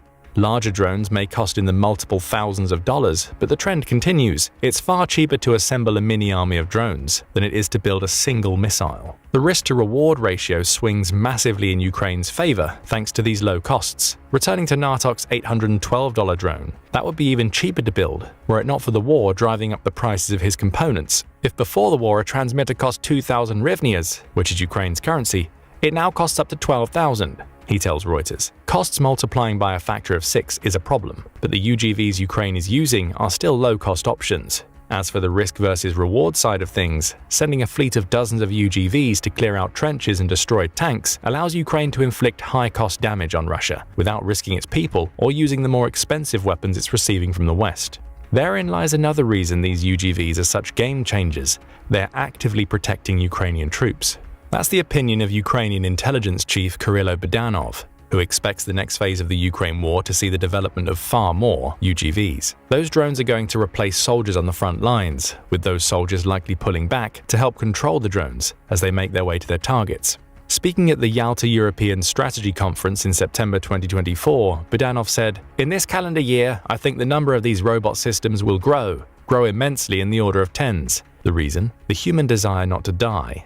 Budanov notes that people are naturally hesitant to go into battle, even if it's in defense of their country. "If you can send a drone, 10 drones, or 1 soldier, you'll always choose to send 10 drones," he said during the conference. Perhaps this is a hint at Ukraine's ground-based tactics as the war edges closer to 2025. Though Ukraine hasn't suffered casualties to the same extent as Russia during the war, it's still lost tens of thousands of people. Ukrainian President Volodymyr Zelensky put the number at 31,000 dead soldiers in February 2024. The New York Times offered more insight a few months before, placing the number at 17,500 Ukrainian soldiers dead, as part of up to 131,000 casualties. That's about a fifth of the 661,000 casualties Ukraine's Ministry of Finance claims the country has inflicted on Russia. But it's still a substantial number when you remember that Ukraine is a far smaller country with fewer soldiers to call upon. This new wave of UGVs could be the solution to Ukraine's manpower problems. Zelensky and his strategists now have the option of deploying UGVs to support troops on the ground, or in some cases, replace them entirely. Picture a small group of drones, each carrying one of the makeshift hydrogen bombs seen in Vovchansk, destroying Russian fortifications. They're followed up by the same drones sporting machine guns that Ukraine has been using to clear out trenches. These drones have already proven capable of withstanding RPG fire and can rack up Russian kills. The potential exists for Ukraine to inflict serious damage on Russian positions at a low cost, and without risking the lives of soldiers it can preserve for more complex operations. Then there's the multitude of modifications that Ukraine can make to these drones to consider. You've already seen plenty of examples in this video. Ukraine has UGVs capable of carrying mines and makeshift hydrogen bombs. They can equip their drones with automatically firing machine guns, as well as simply using them to survey the surroundings so incoming troops have a better idea of what they're up against. A video posted to Reddit shows even more potential. The 19-second clip appears to show several UGVs mounted with powerful cannons, along with machine gun-toting drones. There are also several that carry no weaponry at all. Instead, they have what appear to be large compartments, suggesting Ukraine is working on converting some of its drones to carry equipment to soldiers on the front lines. Again, that's a massive money saver. Far better to use a drone to carry equipment than an armored vehicle that costs much more to buy and operate. Those same drones can be used as makeshift and mobile stretchers to transport casualties away from the front lines. Again, that's another boon for Ukraine. Its soldiers on the front can keep fighting after loading a wounded comrade onto a UGV rather than having to figure out how to get them out of the firing line themselves. The point here is that the potential is endless. If Ukraine's engineers can imagine it, the odds are that they can accomplish it with a UGV. And the most worrying thing about all of this from Russia's perspective is that Ukraine is well aware of just how effective its ground drones can be. Ukraine is actively testing dozens of new UGV designs. That's according to Radio Free Europe, which spoke to Natalia Kuzhnerska of Bravl. A government organization, Bravl exists to steer private inventions toward the Ukrainian military, with Kuzhnerska stating that it has accepted over 200 UGV designs as of April 2024. Only a quarter of those designs have been tested, meaning there are around 150 more that could provide Ukraine with even greater battlefield capabilities. These efforts are a small part of the wider Ukrainian effort to invest heavily in drone production. It's already contracted several internal companies to produce 1.5 million drones for its military by the end of 2024. By 2025, President Zelensky claims Ukraine will be able to produce 4 million drones per year. Considering drone production in Ukraine was practically non-existent before Russia's invasion, these sheer numbers show just how effective unmanned vehicles have proven to be in the war. Of course, there are some problems to confront, most of which demonstrate natural weaknesses in Ukraine's UGVs. Most run on tracks or wheels, for instance, which mean they'll face challenges in rougher terrain. There are some places where Ukraine's UGVs simply can't go. In some cases, the country can get around that by deploying UAVs instead. In others, Ukraine will have to send people. It's possible to develop UGVs capable of navigating difficult terrain that's increasingly pockmarked by bomb blasts, but that added utility comes at a cost, meaning Ukraine has to balance its spending with the perceived capabilities of its drones. Still, having the option to deploy UGVs where they can at least gives Ukraine some leeway to decide where to deploy soldiers and where it can send machines to do their jobs. We also can't ignore the fact that Russia has identified the potential of UGVs in the conflict. Radio Free Europe points out that there is footage showing Russia deploying ground drones armed with grenade launchers in Ukraine. Those drones can be countered with UAVs, but the same goes for Ukrainian UGVs, assuming Russia spots them in time. Despite these drawbacks, there's no denying that Ukraine's heavy investment in drones, both aerial and ground-based, represents a brand new terror for Russia. Putin, who has relied on sheer manpower to make gains throughout the war, now has to rely on his strategists to come up with ways to counter what looks set to be an upcoming machine army containing hundreds of thousands, if not millions, of drones. That's a tall order for a military whose tactics still seem to be stuck in World War II. But what do you think about Ukraine's new generation of UGVs? Will they prove effective on a wider scale than the isolated uses highlighted in this video? Will Russia come up with adequate countermeasures? Cardboard drones. Sounds like a joke, right? Yet, these unassuming creations have become a nightmare for Russian forces, capable of obliterating jets and turning the tide in modern warfare. How did something so simple become so deadly?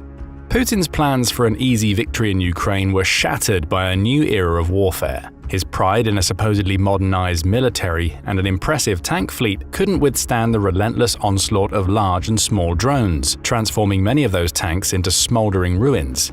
Despite their experience from the Armenia-Azerbaijani conflict, the Russian invaders were woefully unprepared for the drone warfare they faced. By the second half of 2023, Russia sought to dominate the drone warfare arena, making significant strides. But in early 2024, Ukraine reclaimed its lead, refusing to rest on its laurels. With their nation's survival at stake, Ukrainians pushed innovation to its limits in the drone race. One of their groundbreaking innovations? The easily concealable cardboard drone. Dismissed by some as a mere gimmick, this drone has proven lethal, downing Russian jets and redefining combat strategies. Curious about how a cardboard drone, nicknamed the Origami of Death, could wield such power? Let's explore its design, operational use, and its profound implications for the future of drone warfare. As a preview for what this Origami of Death can do, it might be best to look at the words of one of Russia's military bloggers, who was writing in August 2023, shortly after $100 million worth of aircraft went up in smoke to a Ukrainian drone attack. Tonight, Ukrainians use them in a swarm, mixing drones with warheads with empty drones. I don't know exactly what engines were on the drones, but if they were electric-powered, then they were not launched from Ukraine. But these drones were indeed launched from Ukraine. What model actually caused such damage? The drone in question is called the Corvo Precision Payload Delivery System (PPDS), manufactured by an Australian company called SpyPack Systems in cooperation with the Australian Army. Australia has been a steady supporter of Ukraine in its resistance against Russian aggression, delivering a total of $960 million worth of aid in the first 2 years of the war. This aid has involved counter-drone systems like the Slinger kinetic defense system, which is designed to detect and shoot down fast-moving small drones. But the Australians are helping Ukraine in offensive aspects of drone warfare as well. In July 2022, the Australian government launched an initiative to supply Ukraine with the PPDS drone. The initiative was part of a $1.1 million contract, and SpyPack has been exporting the PPDS to Ukraine since March 2023, when the drone was revealed at the Avalon Air Show. SpyPack is shipping the units to Ukraine at a rate of at least 100 per month. Supplying Ukraine with the PPDS is SpyPack's only focus for that market, which is an indication of its success there. The company sells these drones in pizza box-sized containers that can carry 24 at a time. When they arrive in Ukraine, PPDS drones are stacked and flat-packed, an arrangement which makes them easy and efficient to deliver. 24 of the drones can come in one package. They are then assembled using rubber bands. The drones come with personalized launchers. These are small catapults that propel the PPDS into the sky. If no launcher is available, someone can throw it into the air.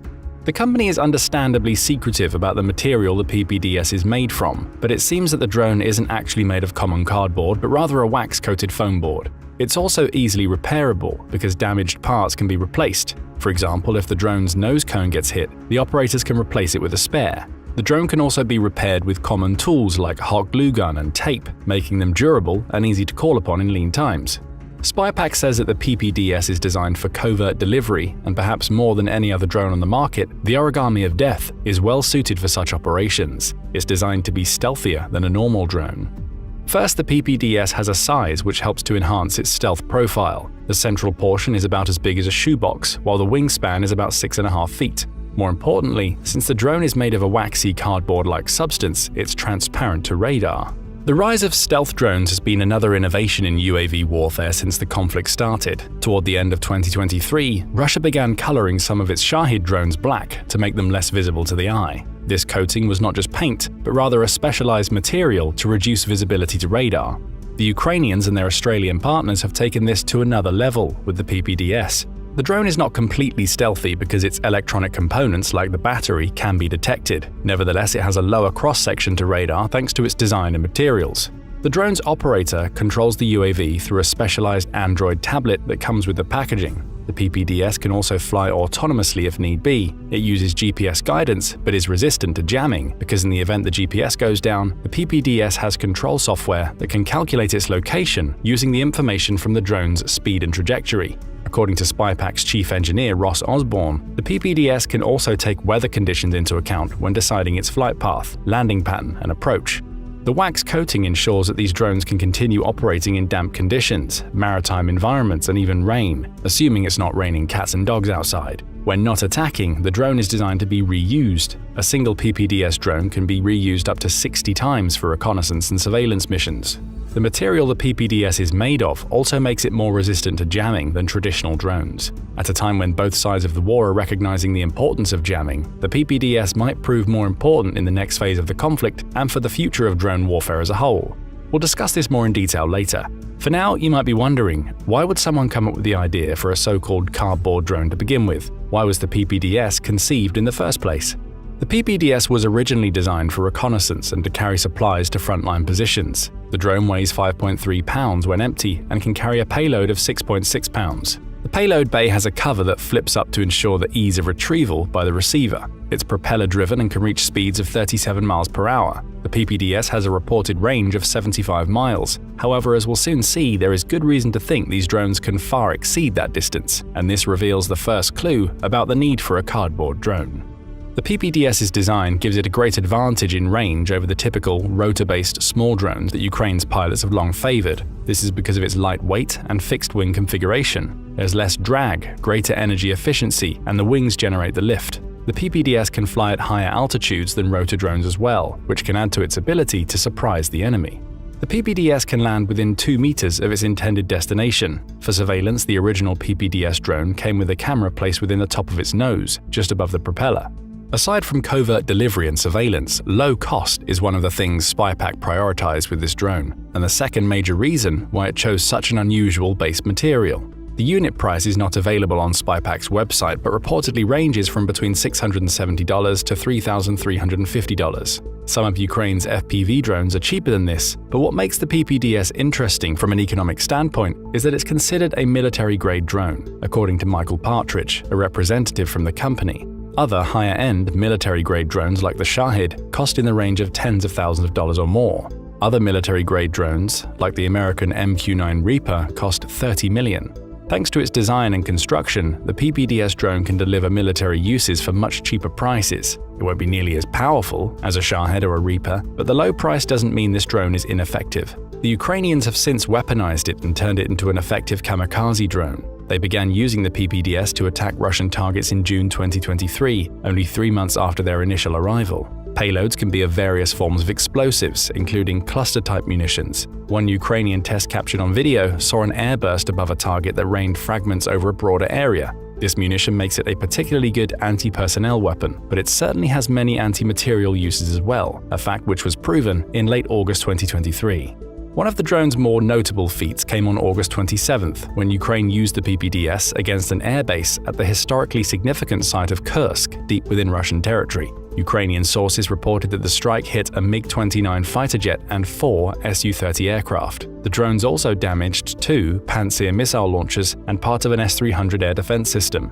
The governor of the Kursk area, Roman Starovoy, claimed that an apartment block has also been damaged in the drone attack. Russian sources later confirmed that the drones that hit the Kursk airfield were designed like aircraft, which would suggest that they were indeed Ukraine's origami of death. Never content to rest on their laurels, Ukraine's drone pilots used the PPDS again on the 29th, striking another airbase in Pskov, 450 miles into Russian territory. 2 Russian cargo planes were destroyed in the attack and another 2 were damaged. The attack on Pskov was part of a broader drone wave attack between the 28th and 30th, which targeted 9 Russian regions, including Moscow. The PPDS might be the so-called cardboard drone and carry less of a payload than other military-grade drones, but it still forced the Russians to disperse their remaining aircraft off their runways in the aftermath of the attacks. Comically, images taken following these incidents showed the Russians resorting to putting stacks of tires on their aircraft to prevent them from taking damage from future drone strikes. Maybe the Russians think of them as an improvised, low-cost version of the cope cage. Less dramatically, the Ukrainians have used PPDS for its intended purpose of surveillance and resupply missions. It's an ideal system to deliver ammunition to hard-pressed troops on the front line, for example, where traditional methods could prove vulnerable to enemy fire. These drones are much harder to target and ideally suited for carrying small arms, magazines of ammunition, mortar rounds, medical supplies, communications equipment, spare parts, and other essentials for infantry squads that often get overlooked. Partridge mentioned that the PPDS is designed for a blood bag. By using the drones to deliver these lighter supplies to hard-pressed troops, Ukraine does not need to risk the destruction of more expensive and valuable military vehicles that cost a lot more money and can carry heavier equipment. The aforementioned attributes are not the final ones for the PPDS. SpyPack is improving the drone based on feedback from its Ukrainian operators. A high-profile Ukrainian delegation, including Kyiv's ambassador to Australia, made a visit to SpyPack in early 2023, shortly after the drones began arriving. The ambassador, Vasyl Maryshenko, was full of praise for the cardboard drone. "It looks like something that kids would play with, but when you see what it can do, it's really amazing. They've been very good at inflicting lots of damage on the enemy." The company itself suggests that the PPDS is still in development. Initial trials had to be halted thanks to the disruption brought by the COVID-19 pandemic. Initially, there was some interest in the PPDS among Middle Eastern countries, which wanted to use it as a cheap way of carrying weapons. However, the Ukrainians have obviously used it in far more complicated missions. The dialogue between the Ukrainian armed forces and SpyPack has provided significant feedback, and the company is using it to improve the mission planning system, user interface, and ground control station, not just for the PPDS, but the entire line of Corvo drones. Partridge spoke about this collaboration with Defense News. The Ukrainians are using it in certain ways. The most effective way we're hearing about is they're literally cutting holes in the bottom and putting GoPros on 10-second timers. They've got active imagery that's 30 minutes old for a very cost-effective way of doing that. For reconnaissance and resupply missions, the GoPro cameras take these 10-second clips at the moment the drone reaches the turnaround point pre-programmed into the GPS. The Ukrainians' innovation with the GoPro cameras has added another stealthy quality to the PPDS. The quick flight and turnaround with the footage at the appropriate spot ensures there is no data link streaming the footage back to a command post. There is also no link required to give the PPDS its flight instructions. Although the lack of these data links mean that footage will not be live, it's much better for operational security, and things will most likely remain the same within 30 minutes, especially since these drones are hard to detect through visual methods or through radar in the first place. Ukraine used these methods to get accurate information about Russian positions in preparation for retaking territory in Zaporizhia. Although Ukraine failed in this offensive campaign, it still pierced the first two of Russia's defensive lines and inflicted more casualties on Russian forces, despite the latter being on the defensive. Accurate information about Russian positions was likely critical in the limited success that it had, especially when it came to neutralizing Russian tanks and artillery positions. Accurate information about Russian movements has also proven important in defensive operations, as it's permitted Ukraine to inflict heavy casualties on enemy forces in their westward drives, assisting in the war of attrition. In September 2023, SpyPack released a new version of the PPDS with a longer wingspan and higher payload at 6 kilograms or 13.2 pounds. Although these new versions are easier for the eye to detect and likely to shoot down due to their larger size, the trade-off is that they can carry more supplies for troops on the front line or, more dramatically, more powerful explosives, all while being still made of the same cardboard-like material that reduces their visibility to radar and resistance to enemy jammers. The latter is an important point because Russia has begun to signal its intention of adapting its tanks to the new reality of drone warfare. Russia has lost thousands of tanks since the war started, and Ukraine's drones are one of the biggest reasons why. Russia understands the danger its armored units are in now though, which is why in early 2024, it began rolling out a new variant of its T-72 tank. Ukrainian soldiers identified this variant as the ZAR-EW, electronic warfare, because of the jammers it sported on its frame. These are designed to interfere with the signals of incoming drones and, in theory, should work much better than the cope cages. Ukrainian troops were understandably concerned when they began identifying these. Ukrainian soldiers then captured one of these units in April and laughably found that the jammers didn't work because they were assembled in a hasty slapdash fashion. The antennas might have been made in a factory, but the assembly left something to be desired. They were jumbled together with rope and placed hastily on wooden pallets. The result was that the Tsar EW tank that made Ukraine's drone pilots so nervous was revealed as more of a gimmick than a genuine threat, not much better than a cope cage. For the moment, Russian tanks remain as vulnerable to drones as they have been. Russia's other units are also lacking when it comes to electronic drone countermeasures. Many of the jammers Russia needs to protect its infantry units on the line do not work. One popular jammer, a 2400 model promoted by the popular Two Majors Telegram channel, does not seem to be effective for several reasons. First, its antenna are pointed directly up, when most drones come in from the side, which means it loses most of its effectiveness. The jammer also has an inadequate cooling system, which consists of a single fan bolted to the interior of a plastic case. There is inadequate ventilation for the fan to draw in cooler air and expel hot air because of this design. The jammer is so hot that it can't be touched, and interior electronic components begin to melt, making it even less effective in countering enemy drones. So in protecting its tanks and infantry or artillery formations from Ukrainian UAVs, Russia is still lagging. Its electronic warfare systems are not up to the task. To make matters worse, there has been little communication between Russia's drone pilots and electronic warfare units, resulting in many of Russia's drones being downed by their own jammers. This was one of the reasons why Russia suffered so many casualties in the Battle of Avdiivka. However, Ukraine cannot count on such incompetence continuing forever.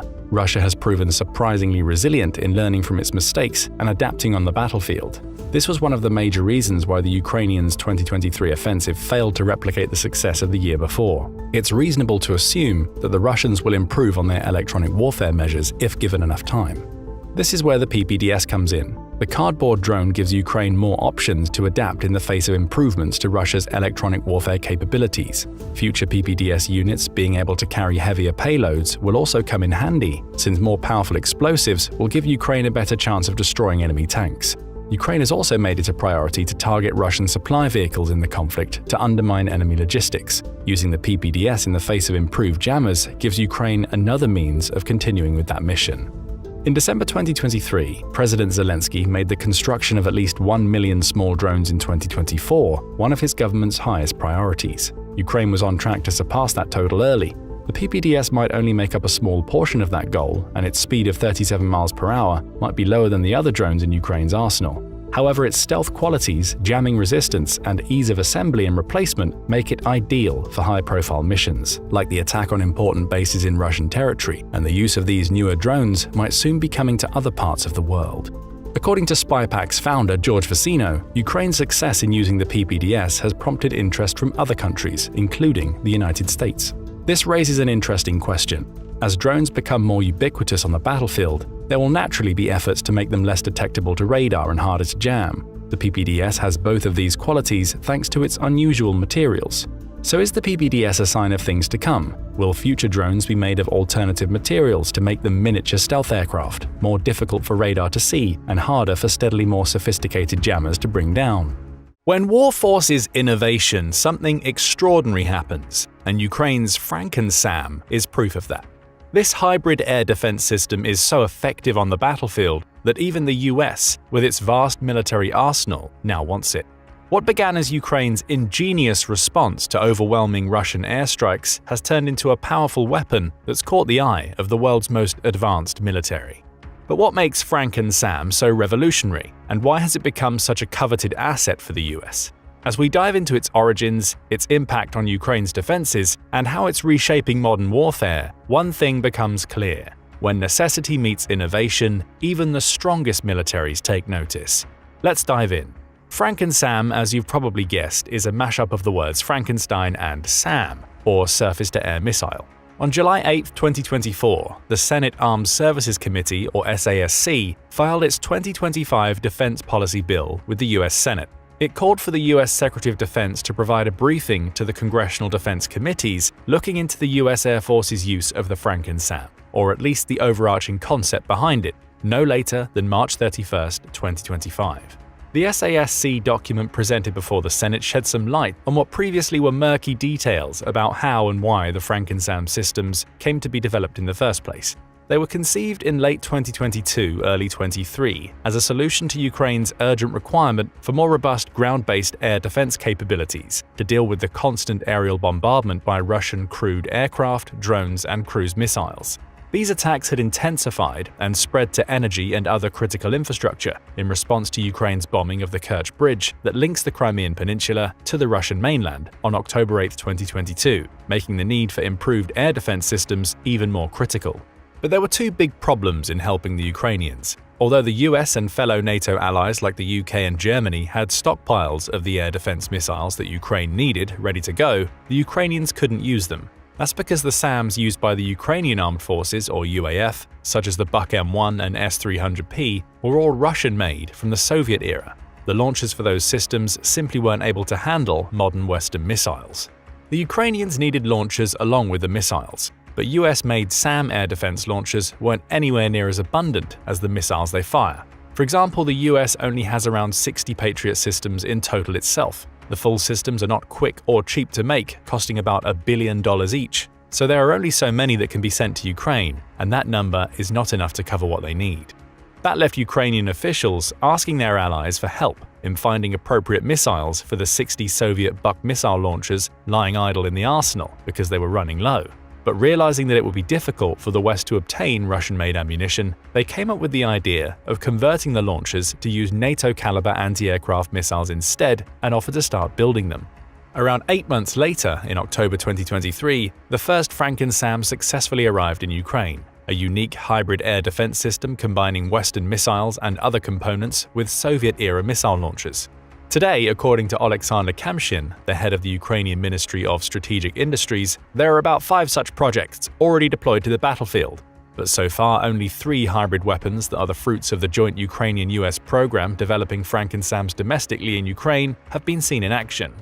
Kamshin may have been referring to the British Supercat ASRAM hybrid system that's been specially adapted for Ukraine and spotted in the wild, or the exciting new FrankenTank concept recently announced by Rheinmetall from Germany. We'll come back to those later, but first, what are the 3 Ukrainian US-made FrankenSAMs that the US Air Force is so adamant about implementing?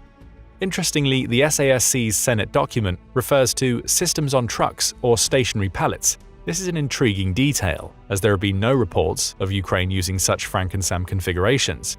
The only known truck-mounted air defense system provided to Ukraine is the British Supercat ASRAM system, which features an AIM-132 ASRAM missile launcher mounted on a 6x6 Supercat all-terrain truck chassis with a twin-rail launcher for a pair of missiles mounted at the rear. The 3 FrankenSAM systems currently in use are 1. Soviet Buk SAM systems adapted to fire RIM-7 missiles, 2. A Soviet radar system modified to guide AIM-9M missiles, and 3. A hybrid system combining launchers and missiles from the Patriot air defense system with Soviet-made S-300 radars. While there are no publicly available figures as to how many of each of these systems are active on the battlefield, it seems a safe bet that the first of the 3 systems, the modified Buk, is the most widely deployed. Back in October 2023, Ukrainian MP Oleksandra Ustinova told journalists that it had taken a month for US specialists to modify 5 Buks, with 17 more pending. If they've kept up that rate of production, it's possible all 60 of Ukraine's Buk stockpile could have been converted into FrankenSAMs by now. This system is, in essence, a Buk M1 or 9A310 launcher modified to use RIM-7 Sea Sparrow missiles, instead of the standard 9M38 missiles for which it was designed. Although no match for modern Western equivalents, the Buk, also known as the SA-11 Gadfly, is still a sturdy piece of gear that was a stalwart of the Soviet army in the years before the USSR's collapse in 1991. It's 30.5 feet long, weighs 32.4 tons, and has a speed of 40 miles per hour. It carries a crew of 4, and in its original configuration also carried 4 9M38M1 missiles. Ukraine's stockpile of these missiles has understandably been depleted to a large extent, which is why their Buks needed to be converted to handle Western missiles like the Sea Sparrow instead. The RIM-7 Sea Sparrow is a SAM developed by Raytheon and General Dynamics for the United States Navy. It's a ship-launched variant of the AIM-7 Sparrow air-to-air missile, designed for point defense against anti-ship missiles, aircraft, and low-flying cruise missiles. It was first developed in 1976 and goes for around $165,000 each today. It features radar-guided, semi-automatic homing, a rather destructive annular blast fragmentation warhead, and a dual-thrust rocket motor for improved range and maneuverability. With ongoing upgrades and improvements to better deal with UAVs and sea-skimming targets, it's a missile that's stood the test of time. And the US has warehouses full of them. Because it's essentially a sea missile adapted into a SAM, there are a few trade-offs in using the RIM-7 instead of the 9M38M1 on a buck. The engagement range will be 12.5 miles with an altitude ceiling of 9.3 miles, as opposed to around 18.5 miles for the buck-launched 9M38M1. But the RIM-7 is 3 times lighter, 507 pounds versus 1,521 pounds, 6.5 feet shorter and half as wide.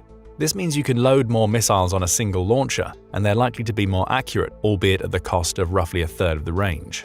The modification of the buck to handle RIM-7s was simplified somewhat by the fact that both the RIM-7 and the 9M38 use semi-active laser guidance, so the main challenge was really to make the missiles see the target designation provided by the buck's 9S35 radar as if it was a Mark 115, Mark 95, or Mark 23 radar. It's not clear whether the standard radar was modified or replaced entirely with a US system in this FrankenSAM. But either way, clearly it works. The second type of FrankenSAM, a Soviet radar system modified to guide AIM-9M Sidewinder missiles, might be even easier to adapt, according to some experts. That's because the AIM-9M doesn't need target illumination, instead relying on its own homing head. All the system operator has to do is show the target, program the homing head, let the missile lock on, and press launch. What's more, either a modern optical aiming station or even an ordinary sight is sufficient for launching an AIM-9M. The AIM-9M also offers flexibility in the type of chassis on which the launchers can be mounted, because the dimensions of the missiles are quite moderate. It weighs about 187 pounds, is under 10 feet long, 5 inches in diameter, and has a wingspan of 11 inches.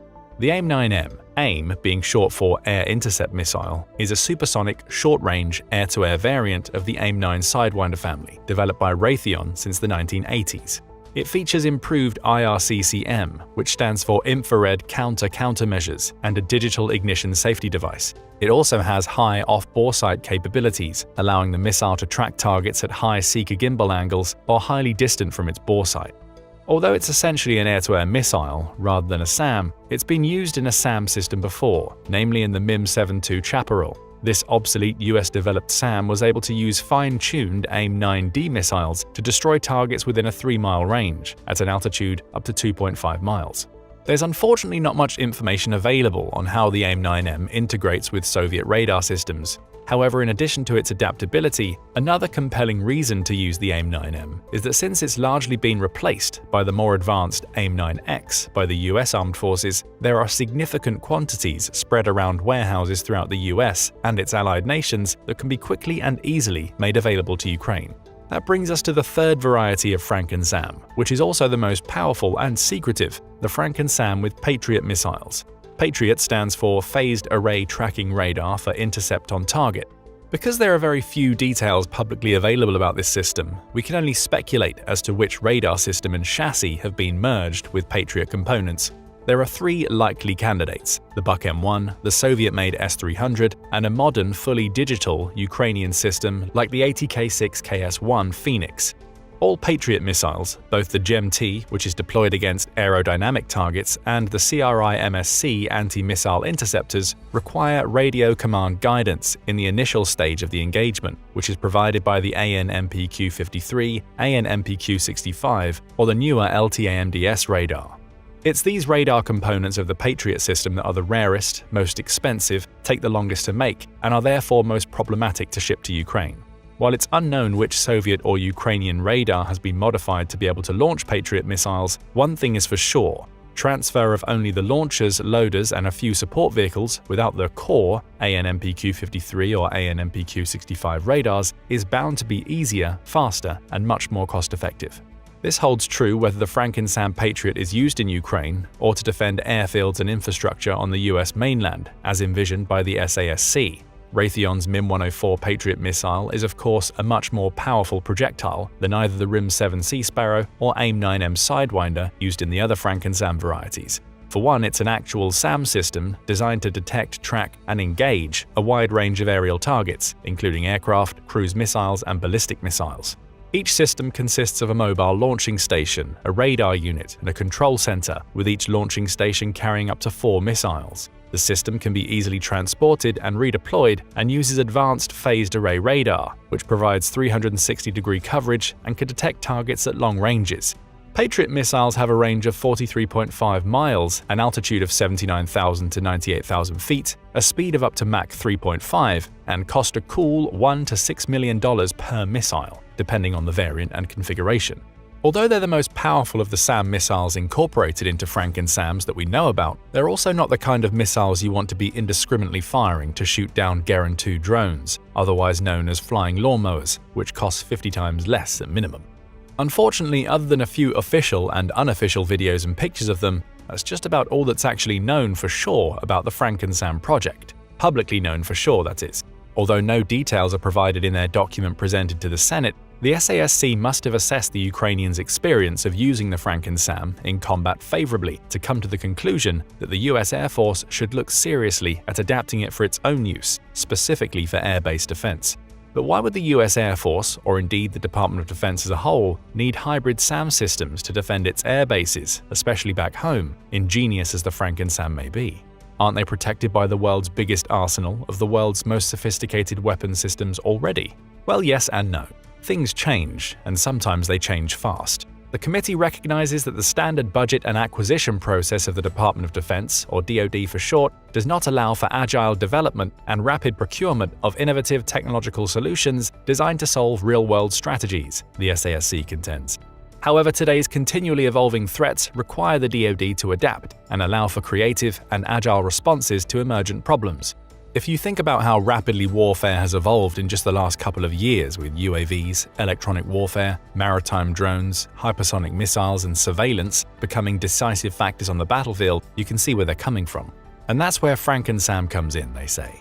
The core of FrankenSAM leverages easy-to-use, proven technologies that limit the dependence on component development timelines, while emphasizing integration of existing and new equipment into an open architecture system. The modular approach of the system can be quickly integrated into existing air defense systems where gaps may occur in protecting installations, or providing quick reaction, standalone point defense where a larger comprehensive air defense system may not exist. FrankenSAM could allow the DoD to kill two birds with one stone. Firstly, the US has stockpiles of perfectly good and deadly missiles and related equipment that are more or less lying redundant because they've been replaced by upgraded models. These are, in many cases, the models currently being produced for both use by the US and its allies, who have also upgraded their systems. By repurposing this stock of older missiles, launchers, and other components for use in hybrid systems like the FrankenSAM, a large, readily available arsenal that's already bought and paid for is created. That seems like a very effective way to address one of the few known weaknesses in US defense, which is in the area of short-range air defense, or SHORAD. This weakness in air defense has arisen precisely because warfare has evolved so fast, especially in the air. The US military's footprint both at home and around the world is so huge that it hasn't quite had time to catch up everywhere yet. There are holes. FrankenSAM offers an easy fix, both to plug the short-term holes and to provide an agile, rapidly deployable, mobile air defense solution for use almost anywhere.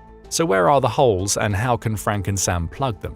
Thomas Newdick sums it up well in his comprehensive article for the Warzone. It's no secret that the US military in general has a SHORADS deficit. Limited numbers of ground-based air defenses also extend to the supplies of longer-range systems like the Patriot, and there's no mid-tier system fielded by the US military in significant numbers.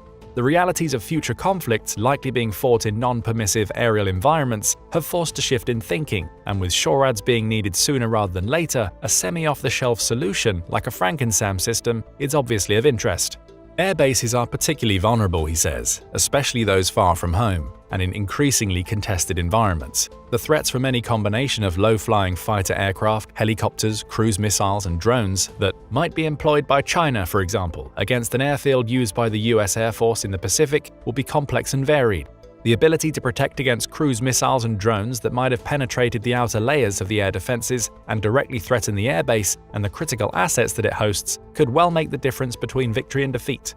Very small units that are far forward deployed in less conspicuous areas and those farther back will also need some form of protection against lower volume aerial threats.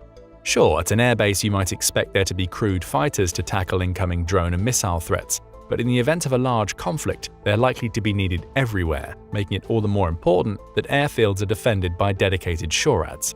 At the same time, inside the US itself, air bases and much other critical infrastructure have been shown to be potentially vulnerable, particularly to drone attacks. The country is so big and drone technology is so pervasive that it's hard to keep up with the vulnerabilities, let alone patch them. For these reasons, it's not hard to see why the configurable and highly mobile FrankenSAM is of such interest to the US military. They should be fairly easy to transport by air, so can simply be assembled and flown into the bases where they're needed, even on very short notice. Once in theater, they'd be able to move quickly to new locations, making them unpredictable and harder to target, an important factor when faced with long-range drone and cruise missile attacks. They could even be installed as platforms in semi-permanent locations or at sea aboard support vessels and sea bases. Meanwhile, perhaps inspired by the FrankenSAM, Ukraine will soon be receiving a different flavor of reconstituted SHORAD in the form of Rheinmetall's Frankenstein air defense tank. That's the German innovation hinted at earlier in the video. The Frankenstein air defense tank consists of an advanced German Skyranger anti-aircraft gun mounted on a Leopard 1 battle tank. The Skyranger 30 is a mobile system capable of engaging fixed and rotary wing aircraft, Group 1 and 2 unmanned aerial systems, loitering munitions, and cruise missiles. With a weight of around 2 to 2.5 tons, it can be installed on lighter 6x6 wheeled vehicles and operated both autonomously and in networked operations.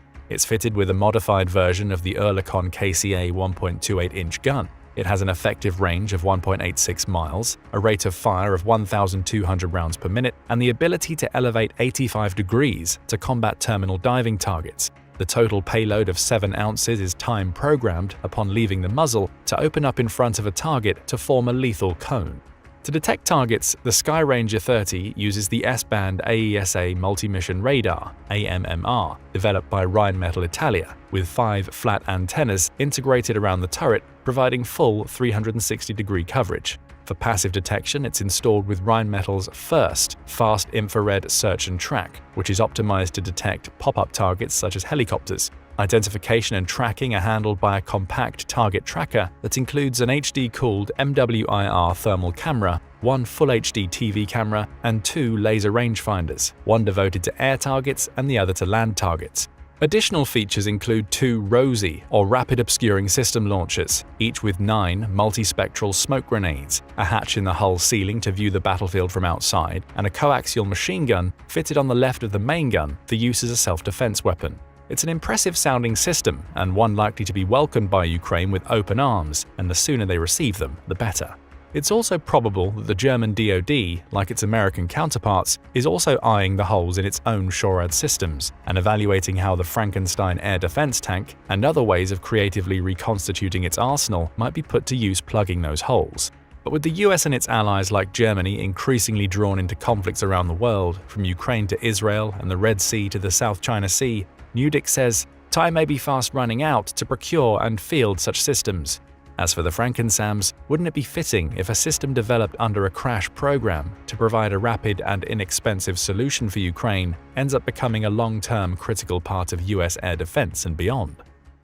The battlefield in Ukraine has changed yet again, and Russia is losing the race to keep up. Ukraine just unveiled a weapon that's not only ingenious but devastating: a mothership drone carrying smaller kamikaze drones ready to wreak havoc on Russian forces. This isn't just a new tactic, it's a direct response to being outgunned and outnumbered, and it's turning Russia's outdated war machine into scrap metal. For Ukraine, it's survival. For Russia, it's humiliation. This new system is already proving its worth, showing how far Ukraine has come in using innovation to fight against overwhelming odds. But how does it work? And why is it such a nightmare for Putin's forces? Let's start with the Dovbush T-10, the unassuming drone that's flipping the script in this brutal war. This military-grade drone was first announced in December 2022 as one of Ukraine's first forays into domestic drone production. At the time, the drone was designed specifically as a surveillance-only drone. Unlike classic military drone models that would be used for surveillance,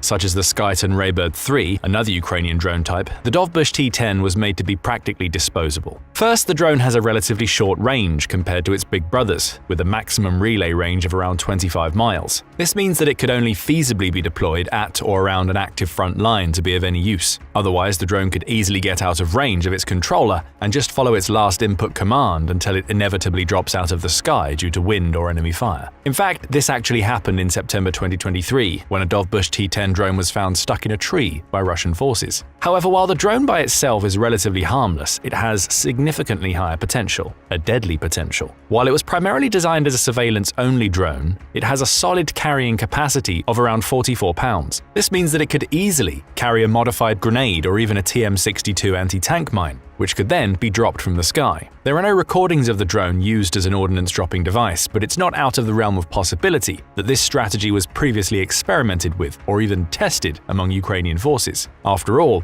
the initial report in December 2022 suggested that the Dovbush could be used for exactly this purpose with some modifications. But where the Dovbush seems to shine is its stealthy operation capabilities. The drone is atypically light for its size and transmitting capacity, allowing it to perform covert intelligence or surveillance operations. This is supported by the drone's extremely simple deployment options. The rack that the drone uses to launch itself into the sky can be mounted on pretty much any pickup truck. It allows the drone operating crew to load drones without using military-grade equipment, and on vehicles that are much faster and more agile than typical infantry support, which can keep the drone operators away from danger. Speaking of drone operators, the Dovbush T10 has a dual GPS and inertial navigation system that the two-way data link relies on to position the drone against both the operating base and the ground. The inertial navigation system serves as an important backup, as it's an entirely internal system that doesn't depend on data transfer to operate for a limited time. This means that the drone is much less likely to be affected by signal jamming technology. Against an opponent like Russia, which has practically mastered jamming technology in the last few years, this can be a game changer.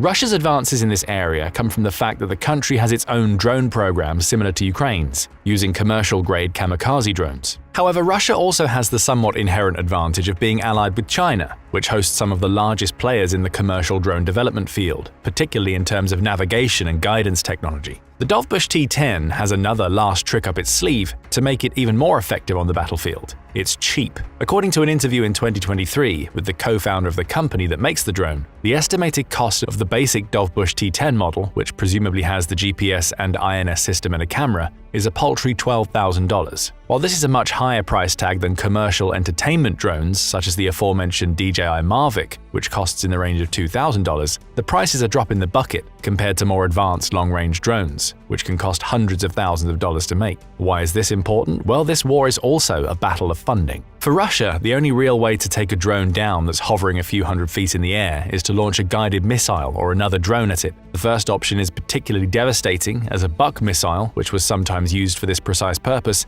is estimated to have cost the Russian government approximately $200,000 to make. This means that Russia is effectively sinking 15 times more money into countering what is essentially a surveillance drone. In the first report from December 2022, it was estimated that Dovbush T10s could be used to cover the entire front line at a rate of 1 drone per 6 miles of the front line. Conservative estimates put the number of drones needed for this task between 500 and 600. To put this into perspective, if Russia would use $500 to take out those drones, it would cost its military $100 million in missiles alone. But the newest innovation that uses the Dovbush doesn't rely just on that drone. The latest imagery suggests that the Dovbush drones are used to carry 6 smaller commercial kamikaze drones under their wings. The method of transport is also somewhat unusual. In a stroke of genius, the Dovbush T10 was minimally modified to include only the previous mentioned ordnance-carrying capabilities. The kamikaze drones have the ordnance strapped onto them, and the ordnance is then attached to the T10's equipment mounts scattered under the wings. In essence, the ordnance itself serves as an adapter between the larger and smaller drones, with no direct contact between them. The kamikaze drones lie upside down until they are deployed, which is done by simply dropping their ordnance from the Dovbush to disengage the lock. Each kamikaze drone can fly independently from the mothership T10. However, they remain linked electronically. This is due to the lower radio range of the smaller drone, and one of the main reasons the T10s are used as the delivery platform. The T10's larger antenna and repeater are borrowed for the use of the kamikaze drones. With small drones having a range of only a few miles before they start running into signal problems, the repeaters on the T10 effectively allow the kamikaze drones to be controlled by operators who could be up to 25 miles away. The stronger two-way data link between the T10 and the operator interface means that the system has practically the same reliability and safety as when connecting the kamikaze drones directly to the operator.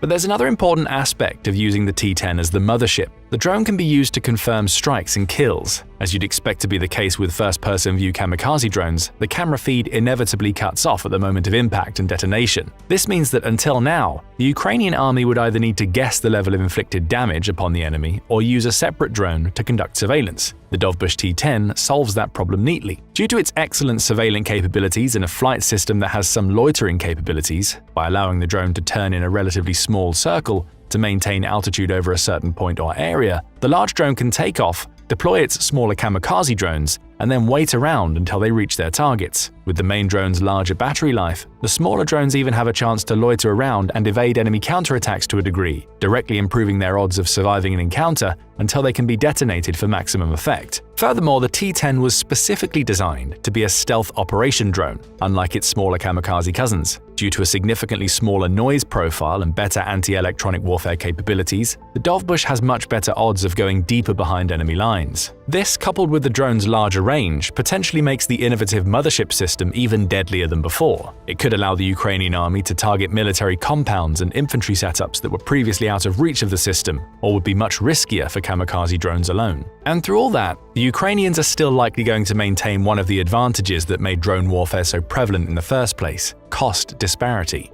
Even when fully loaded, so to speak, the Dovbush T-10 with 6 kamikaze drones is much cheaper to mass produce and deploy than a military drone. The kamikaze drones have a practically insignificant price tag, considering they're made from commercial drones that often cost as little as a few $100s up to $3,000 for the more advanced models. The modified ordnance that's used on the drones are primarily grenades or artillery rounds, neither of which are particularly expensive to procure. In some cases, the Ukrainian military even gets more ordnance by raiding enemy positions after repelling Russian advances.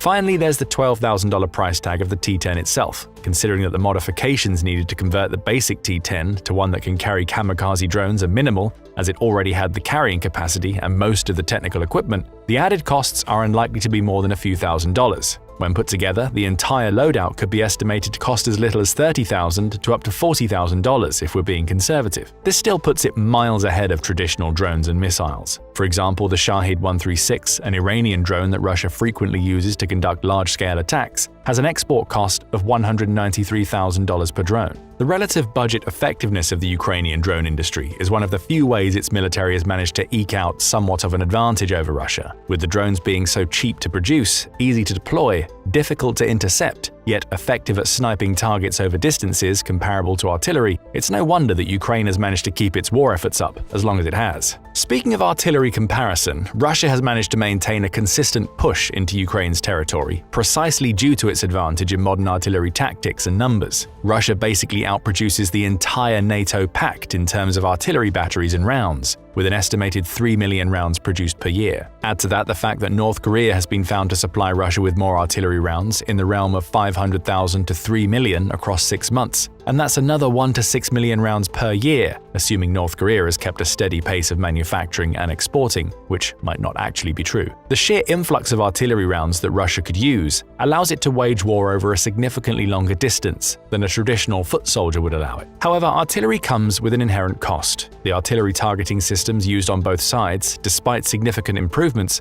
are still unreliable. There's no certainty of whether they can hit a target, especially when approaching maximum range. Instead, Russia relies on saturation tactics, using a large number of batteries firing repeatedly to batter the Ukrainian side and spread the damage as far as possible. It's a tactic only made possible by Russia's overwhelming numbers and ammo availability. And yet, it doesn't seem to be working nearly as well as it needs for Russia to gain more ground. In contrast, first-person view drones are remarkably accurate due to the fact they are guided to their targets. They can chase and hit moving vehicles, drop bombs from a relatively safe height, and spot infantry with much more precision than long-range surveillance. All of these factors have influenced how both sides wage war. Tanks have been forced away from the front line itself, at least until drones are confirmed to be absent from it, or at least are not swarming the area. Russian tanks are so ineffective against drone-based tactics that its most modern tanks, the experimental T-14 Armata, have been rendered obsolete. The T-14 Armata was supposed to have the best protective plating out of any tank on the planet, while still having comparable mobility and armaments to modern Western tanks. And yet only 14 tanks ended up being finished in time to be deployed in the war. A few weeks after their first showcase on the front, reports streamed in of the Armatas being recalled from the war entirely. The answer, once again, lies in the prohibitive costs that tanks accrue compared to their efficiency. T-14s are estimated to cost around $5 to $9 million per vehicle, meaning losing a single tank to mere drone strikes would stagger Russia's military industry, backed by a couple of $1 million.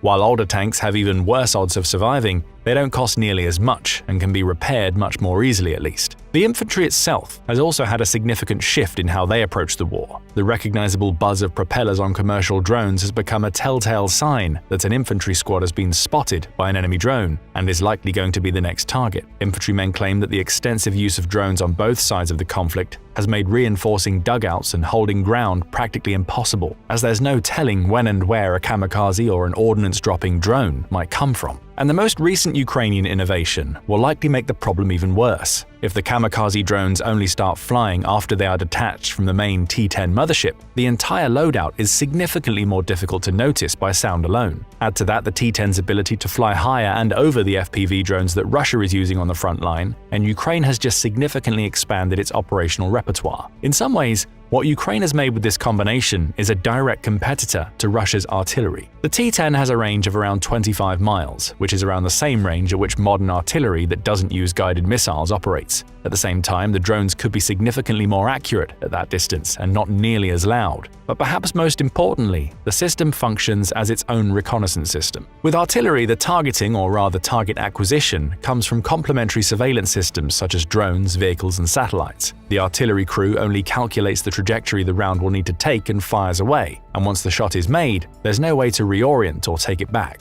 In contrast, when using a drone that carries other, smaller drones, the operators remain fully in control from the beginning of the mission until the end. If the drone doesn't find a suitable target, it likely can turn back and start again after it recharges. And even when the drones are deployed, each unit is practically independent and can function for a mile or two out of the mothership, performing target acquisition and engagements in practically real time. There's one possible flaw to the current system that the Ukrainians have unveiled. The ordnance deployment system on the T-10 is irreversible and needs to be manually reset. This means that once a kamikaze drone is disengaged, it will need to find a target. Otherwise, the only real option for salvaging the drone would be to abort the entire operation and have the drones fly next to one another until they return to the operator. This is because the drone would eventually lose its network signal once it's sufficiently away from either the T-10 or the operator's system, where the range is highly unlikely to overlap in real-world scenarios. This means that every time a kamikaze drone is dispatched, it's a surefire loss for the Ukrainian military. Of course, if the drone manages to find a target and take out soldiers, destroy enemy vehicles, or compromise enemy positions, it's still a net positive for the Ukrainian military. But if it doesn't, the operator has to detonate it or risk giving Russia a free drone and ordnance they can reuse. However, despite the increased risk and cost of the new system, it still shows much more promise than the traditional use of kamikaze drones. However, despite the increased risk and cost of the new system, bear in mind that Ukraine is unlikely to completely forego using kamikaze drones directly on the front line for the new system either. A combination of the two is probably going to be even deadlier than before. With the T-10 acting as a relay for the drone network, even an empty one can still artificially increase the range of other drones in its vicinity, furthering its use cases on the battlefield. Additionally, depending on the network configuration, it's unclear how intercompatible two different drones are. In the most optimistic case, launching more than one T-10 would allow each of the kamikaze drones to effectively work in the cumulative network ranges that all T-10s cover, creating a much wider danger zone.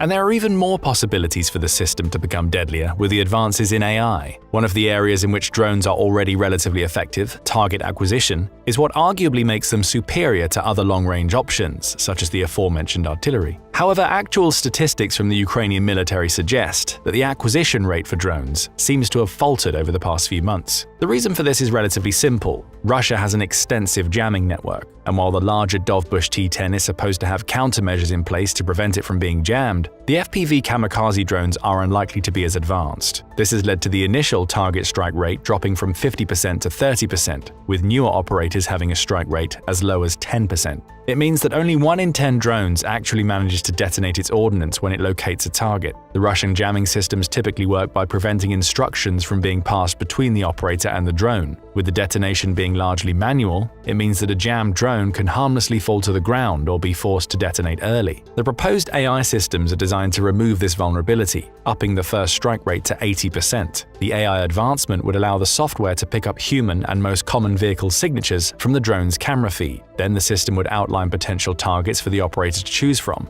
After an operator picks a target, the AI navigates the drone independently of the operator and detonates the ordnance. With the AI system being housed inside the drone and only the operator interface for target acquisition, the drone would have a much higher chance of successfully striking a target while under signal jammers. This works because the independence of the targeting and navigational systems would mean that the latter won't be affected by external factors. The most recent report from the end of October suggested that between 10,000 and 15,000 drone units were being outfitted with various versions of the AI systems, with multiple companies competing to place a successful product on the market. While the number might seem impressive, Ukraine is estimated to produce around 4 million drones per year, with most of them likely being the FPV kamikaze drones. That means that the rollout of AI is actually slow compared to Ukraine's need for more effective targeting. There's also still uncertainty over whether the drones used for the Dovbush T-10 combined system will have AI installed in them when they inevitably start being deployed onto the battlefield. Ukraine might decide to test out the system more intensely before adding more components to it. Additionally, the Dovbush T-10 itself might get even more improvements. One of the proposed changes is to include separate air-to-surface munitions that the drone carries independently of its kamikaze drone loadout. This would increase the drone's own operating capabilities. However, the big limiter here is the guidance technology for the munition and the drone's relatively small carrying capacity. Taking off with 6 drones and ordnance in tow is likely reaching the limit of how much the T-10 can carry, and severe modifications to the chassis could interfere with its speed, range, or maneuverability. But the other, more ambitious proposal is to improve the drone's operating range, with some sources suggesting a theoretical range of over 600 miles. This isn't unfeasible per se. Another Ukrainian military drone, the Skyton Raybird 3, has an estimated operating range of 150 miles, the distance it needs to stay connected to the nearest control link, and it's a similarly sized drone made for surveillance. Larger kamikaze drones have technology that goes significantly over that number. If implemented, the entire system could be deployed at significantly longer distances, which would either allow Ukraine to keep its drone operators much safer, or give its military yet another long-range precision strike option. With the recent long-range drone strikes and the US-approved ATTACMS systems, this would be the third iteration of a system that functions over 150 miles away. It would add much-needed redundancy to Ukraine's repertoire. But even without the additions of AI, more ammunition, or a greatly improved range, the newly unveiled system is an ingenious improvement that shows just how much Ukraine has managed to accomplish with limited assistance. It's only a matter of time until we start seeing reports about how Ukrainians have started using it to turn the tide of the war yet again. But what do you think? Will this new system make a significant difference to the war, or is a bit more testing and improvement needed to make it truly shine? In Ukraine's battle for air supremacy with Russia, a swarm of tiny Black Hornet drones might just give it the edge. These drones act as eyes for Ukrainian troops on the ground, and thanks to the US, UK, and Norway, Ukraine now has an entire fleet of them ready to be deployed at a moment's notice. In July 2023, the United States announced that it would deliver $400 million in security assistance to Ukraine. Beyond the typical armored vehicles and air defense missiles, that package would also include Black Hornet drones made by Teledyne FLIR Defense. A month later, the UK made a similar announcement. Working with Norwegian manufacturers, it would spend $9 million on these micro-drones, sending them over to Ukraine for use as covert surveillance tools. All told, Ukraine now has over 1,000 of these drones at its disposal, and they're helping Kyiv slowly turn the tide against Putin's invading forces. But how? How could a tiny drone, designed to look like a helicopter, have such a huge impact? To answer that question, we must start by asking the following. What are Black Hornet drones? The simple answer is they are miniature unmanned aerial vehicles, or UAVs, that are designed specifically for reconnaissance. Unlike many of the other drones that Ukraine uses, some of which come equipped with attack capabilities, the Black Hornet drone is all about stealth. But that's just the tip of the iceberg when it comes to its superpowers. The first generation of these drones was created in 2011 by Teledyne FLIR and quickly found themselves in heavy use in Afghanistan. They're designed to be small enough for ground-based troops to carry. They even come with their own carry case, and they can be deployed at a moment's notice. In Ukraine's case, they've received shipments of the Black Hornet 3, which measures just 6.6 inches from nose to tail and weighs only 1.16 ounces. In other words, they're tiny. So tiny, in fact, that the drones are easy to hide among foliage and trees, making them almost imperceptible to opposing troops unless the drones are flown straight into them. Furthermore, the drones are designed to be practically silent when in operation. The telltale buzzing that usually accompanies these types of UAVs isn't present, making it even harder to detect the Black Hornet. Also, unlike other drones, the Black Hornet does away with the quadcopter design that's typically used for UAVs.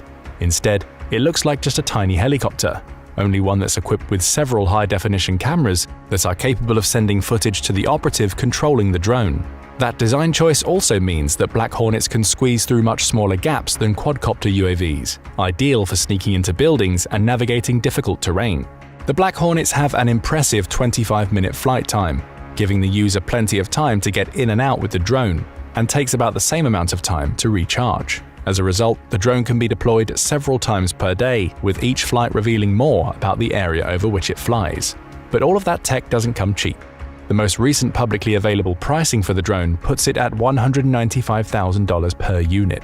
Given that Ukraine has received about 1,300 of the drones since the beginning of Putin's war, that would mean that Kyiv's Black Hornet fleet has cost $2.73 billion to date. That's a lot of money to spend on a fleet of tiny helicopters, but it's money well spent once you recognize the extent of the Black Hornet's abilities. First, there's the simple ease of deployment to consider. Unlike traditional drones, which often need to be launched from the ground and will weigh down any troops carrying them, the Black Hornet is so tiny that it can be launched from a soldier's hand. Seeing one take off is almost like watching somebody launch a toy helicopter. Just place it on a surface and hit a button. The drone zooms into the air to be directed by the soldier's remote control from the ground. That simplicity makes it a weapon of immense power. Granted, the Black Hornet has no attack capabilities, meaning it isn't a weapon in the traditional sense, but the fact that it can be launched by anyone from almost anywhere gives it a level of versatility that most drones simply don't offer. A platoon of soldiers could send several of them into the skies in an instant, giving them a clear bird's-eye view of the terrain below. And when the Black Hornet is done, it can be landed right back on the soldier's hand and tucked into a pocket. However, the miniature nature of the drones does come with some downsides. When the British first started using the Black Hornet in Afghanistan in 2013, they found that something very simple could cause issues: a gust of wind. According to one soldier, a good gust of wind will send the Black Hornet off, meaning that Ukraine's soldiers face some limitations when using them. Still, those limitations aren't quite as severe as what the Brits faced. Back then, the Black Hornet weighed just 16 grams, making it easy to knock off course. The third generation of the device, the one being sent to Ukraine, is a little heavier and is now capable of standing winds of up to 17.3 miles per hour. That's more strength than the Black Hornet used to have. However, according to the Beaufort wind scale, a 17.3 mile per hour wind qualifies as a moderate breeze. If the wind is strong enough to raise dust from the ground or rustle loose paper, it's probably strong enough to knock a Black Hornet off course. Rain can also be an issue. According to Teledyne FLIR's specifications document, the Black Hornet can handle precipitation of 0.1 inches, which qualifies as a light rain. Anything above that means the rain is so heavy that the tiny drone can't fly properly, meaning it's best deployed when conditions are clear. Still, it has a solid temperature range of between 14 and 109.4 degrees Fahrenheit, making it usable in freezing cold conditions and extremely hot locations. Having a weapon that can be overcome with a decent gust of wind or a little bit of rain might not seem like the best idea in the world. But the Black Hornet makes up for that design issue, which is inherent in something as small as the drone, with amazing stealth capabilities. The drone comes equipped with a set of tiny electronic motors that are battery-powered and combined with the aerodynamic design to make it extremely quiet when it's in the air. The drone is practically silent, with almost none of the telltale buzzing seen in other UAVs. That's ideal for its use to surveil hostile environments. Even a slight amount of background noise serves as enough cover to make the Black Hornet drone almost impossible to hear. According to engineering.com, a soldier will have no idea it's even there as long as the drone stays more than 10 feet away from them. That near silence is complemented by a smart design to emphasize control. Assuming the drone flies in relatively windless conditions, its slight wing shape, coupled with a design inspired by birds and insects, means it can be controlled almost perfectly. The drone can turn on a dime, with little to no build-up needed to get it to navigate corners. Again, that makes it useful in stealth operations, as a soldier can quickly fly the Black Hornet around a corner or behind a tree to prevent anybody from being aware of its presence. The vortex generators installed on the Black Hornet's wings play a large part in improving the drone's handling. These generators create small vortices of air localized to small portions of the wings that allow for easier control when the drone is moving at slow speeds. The generators also reduce stall speeds, allowing the user to quickly slow down and, when conducting surveillance, to have the drone hover in place so it can get clear shots of its surroundings. Better yet, the drone can fly up to heights of 1.5 kilometers, approximately 0.93 miles, again allowing for quick escapes. Then there are the Black Hornet's image capturing capabilities to consider. The drone often comes in sets of two, with one being equipped with cameras to capture daytime footage while the other specializes in shooting footage at night. The unit comes with a pair of electro-optical, or EO, cameras, one at the front and one that shoots footage below the drone that can capture video at a 640 by 480 resolution.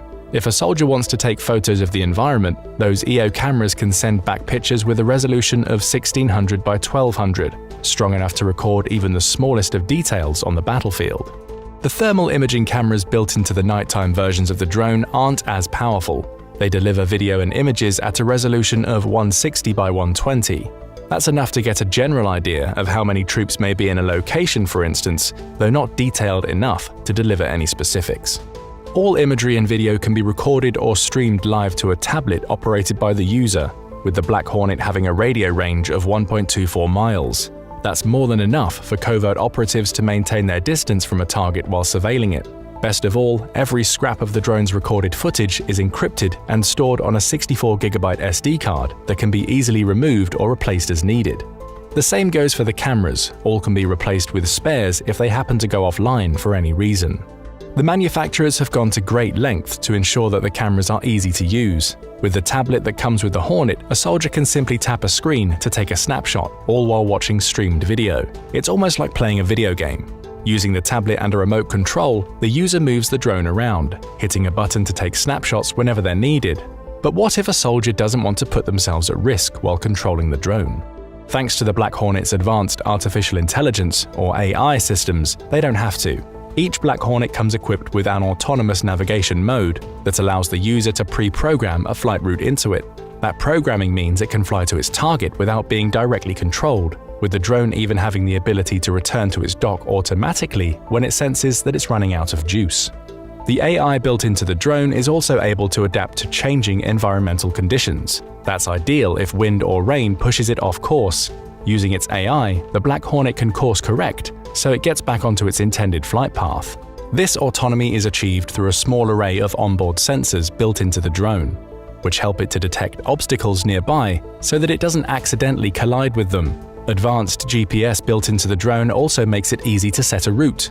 Simply choose a location, and the drone can use its GPS systems to figure out the best way to get there.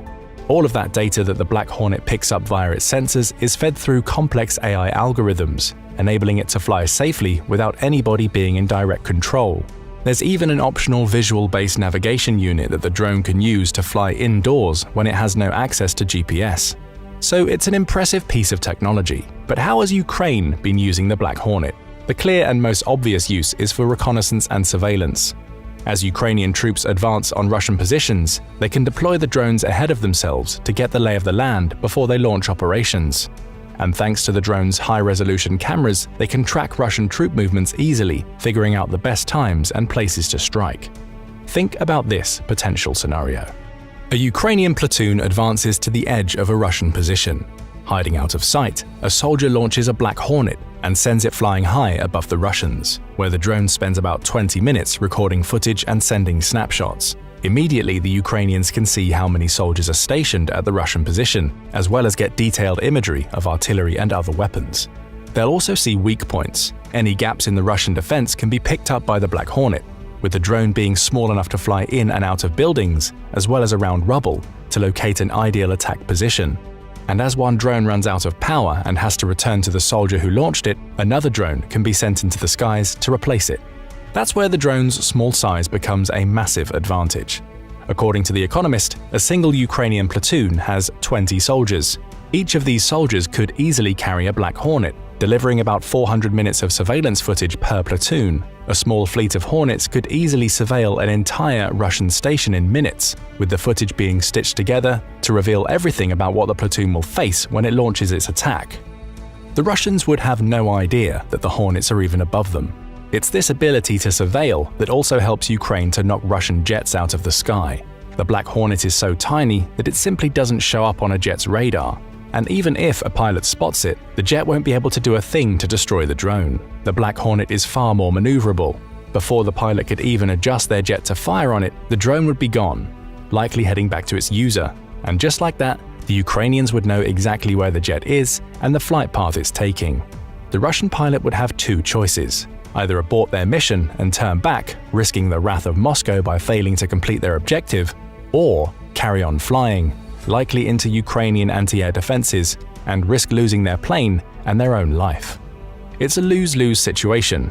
Assuming the pilot even sees the Black Hornet tracking them, the likelihood is that they won't, meaning the Ukrainians can launch their anti-air attacks before the pilot even realizes what's happening. These scenarios aren't outside the realms of possibility. According to the European Council on Foreign Relations, or ECFR, Ukraine used the larger TB2 drone to help it target the initial Russian convoy that tried to ride into Kyiv.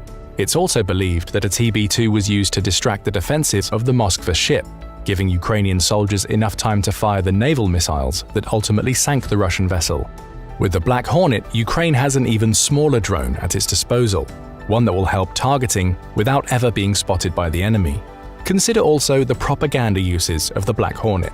Recording footage of Russian troop movements may be useful for Ukrainian attacks, but it also shines a light on what those troops are doing as they advance. Every atrocity committed, every civilian killed. If a Black Hornet is present, it can all be filmed and distributed, helping Ukraine to make an even better case for why the rest of the world needs to help them overcome the Russian threat. And thanks to the Black Hornet's high-resolution snapshots and high-quality video feeds, there will be no doubting any of the footage the drone shot. Again, this is a proven Ukrainian tactic. Kyiv has used drones to document the destruction of several Ukrainian cities during the war, as well as the breaching of the Kakhovka Dam. It also uses drones to record its own attacks against Russian ships, tanks, and jets, all valuable morale-boosting propaganda to spread among its forces.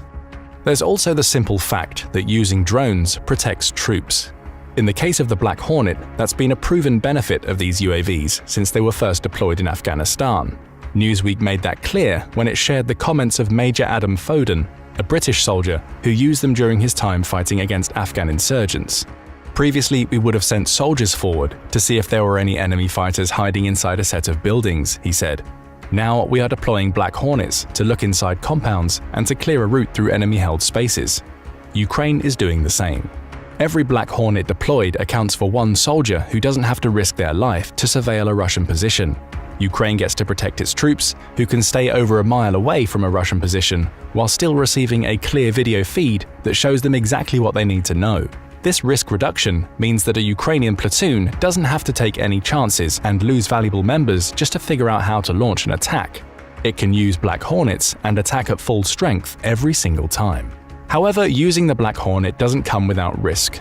That was made clear in a July 2023 article published in Bulgarian Military, which said that soldiers from Russia's Wolves Brigade, a reconnaissance unit, had captured two of the drones. Both were seized during a shootout in Novaya Tavlzhanka that resulted in the Russians managing to retain the trophy control complex. That was a significant event.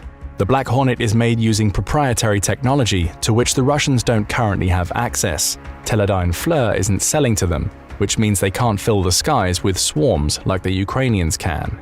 Yet. Now that they have a pair of these drones, Russia can try to reverse engineer them to figure out the science and tech behind how they work.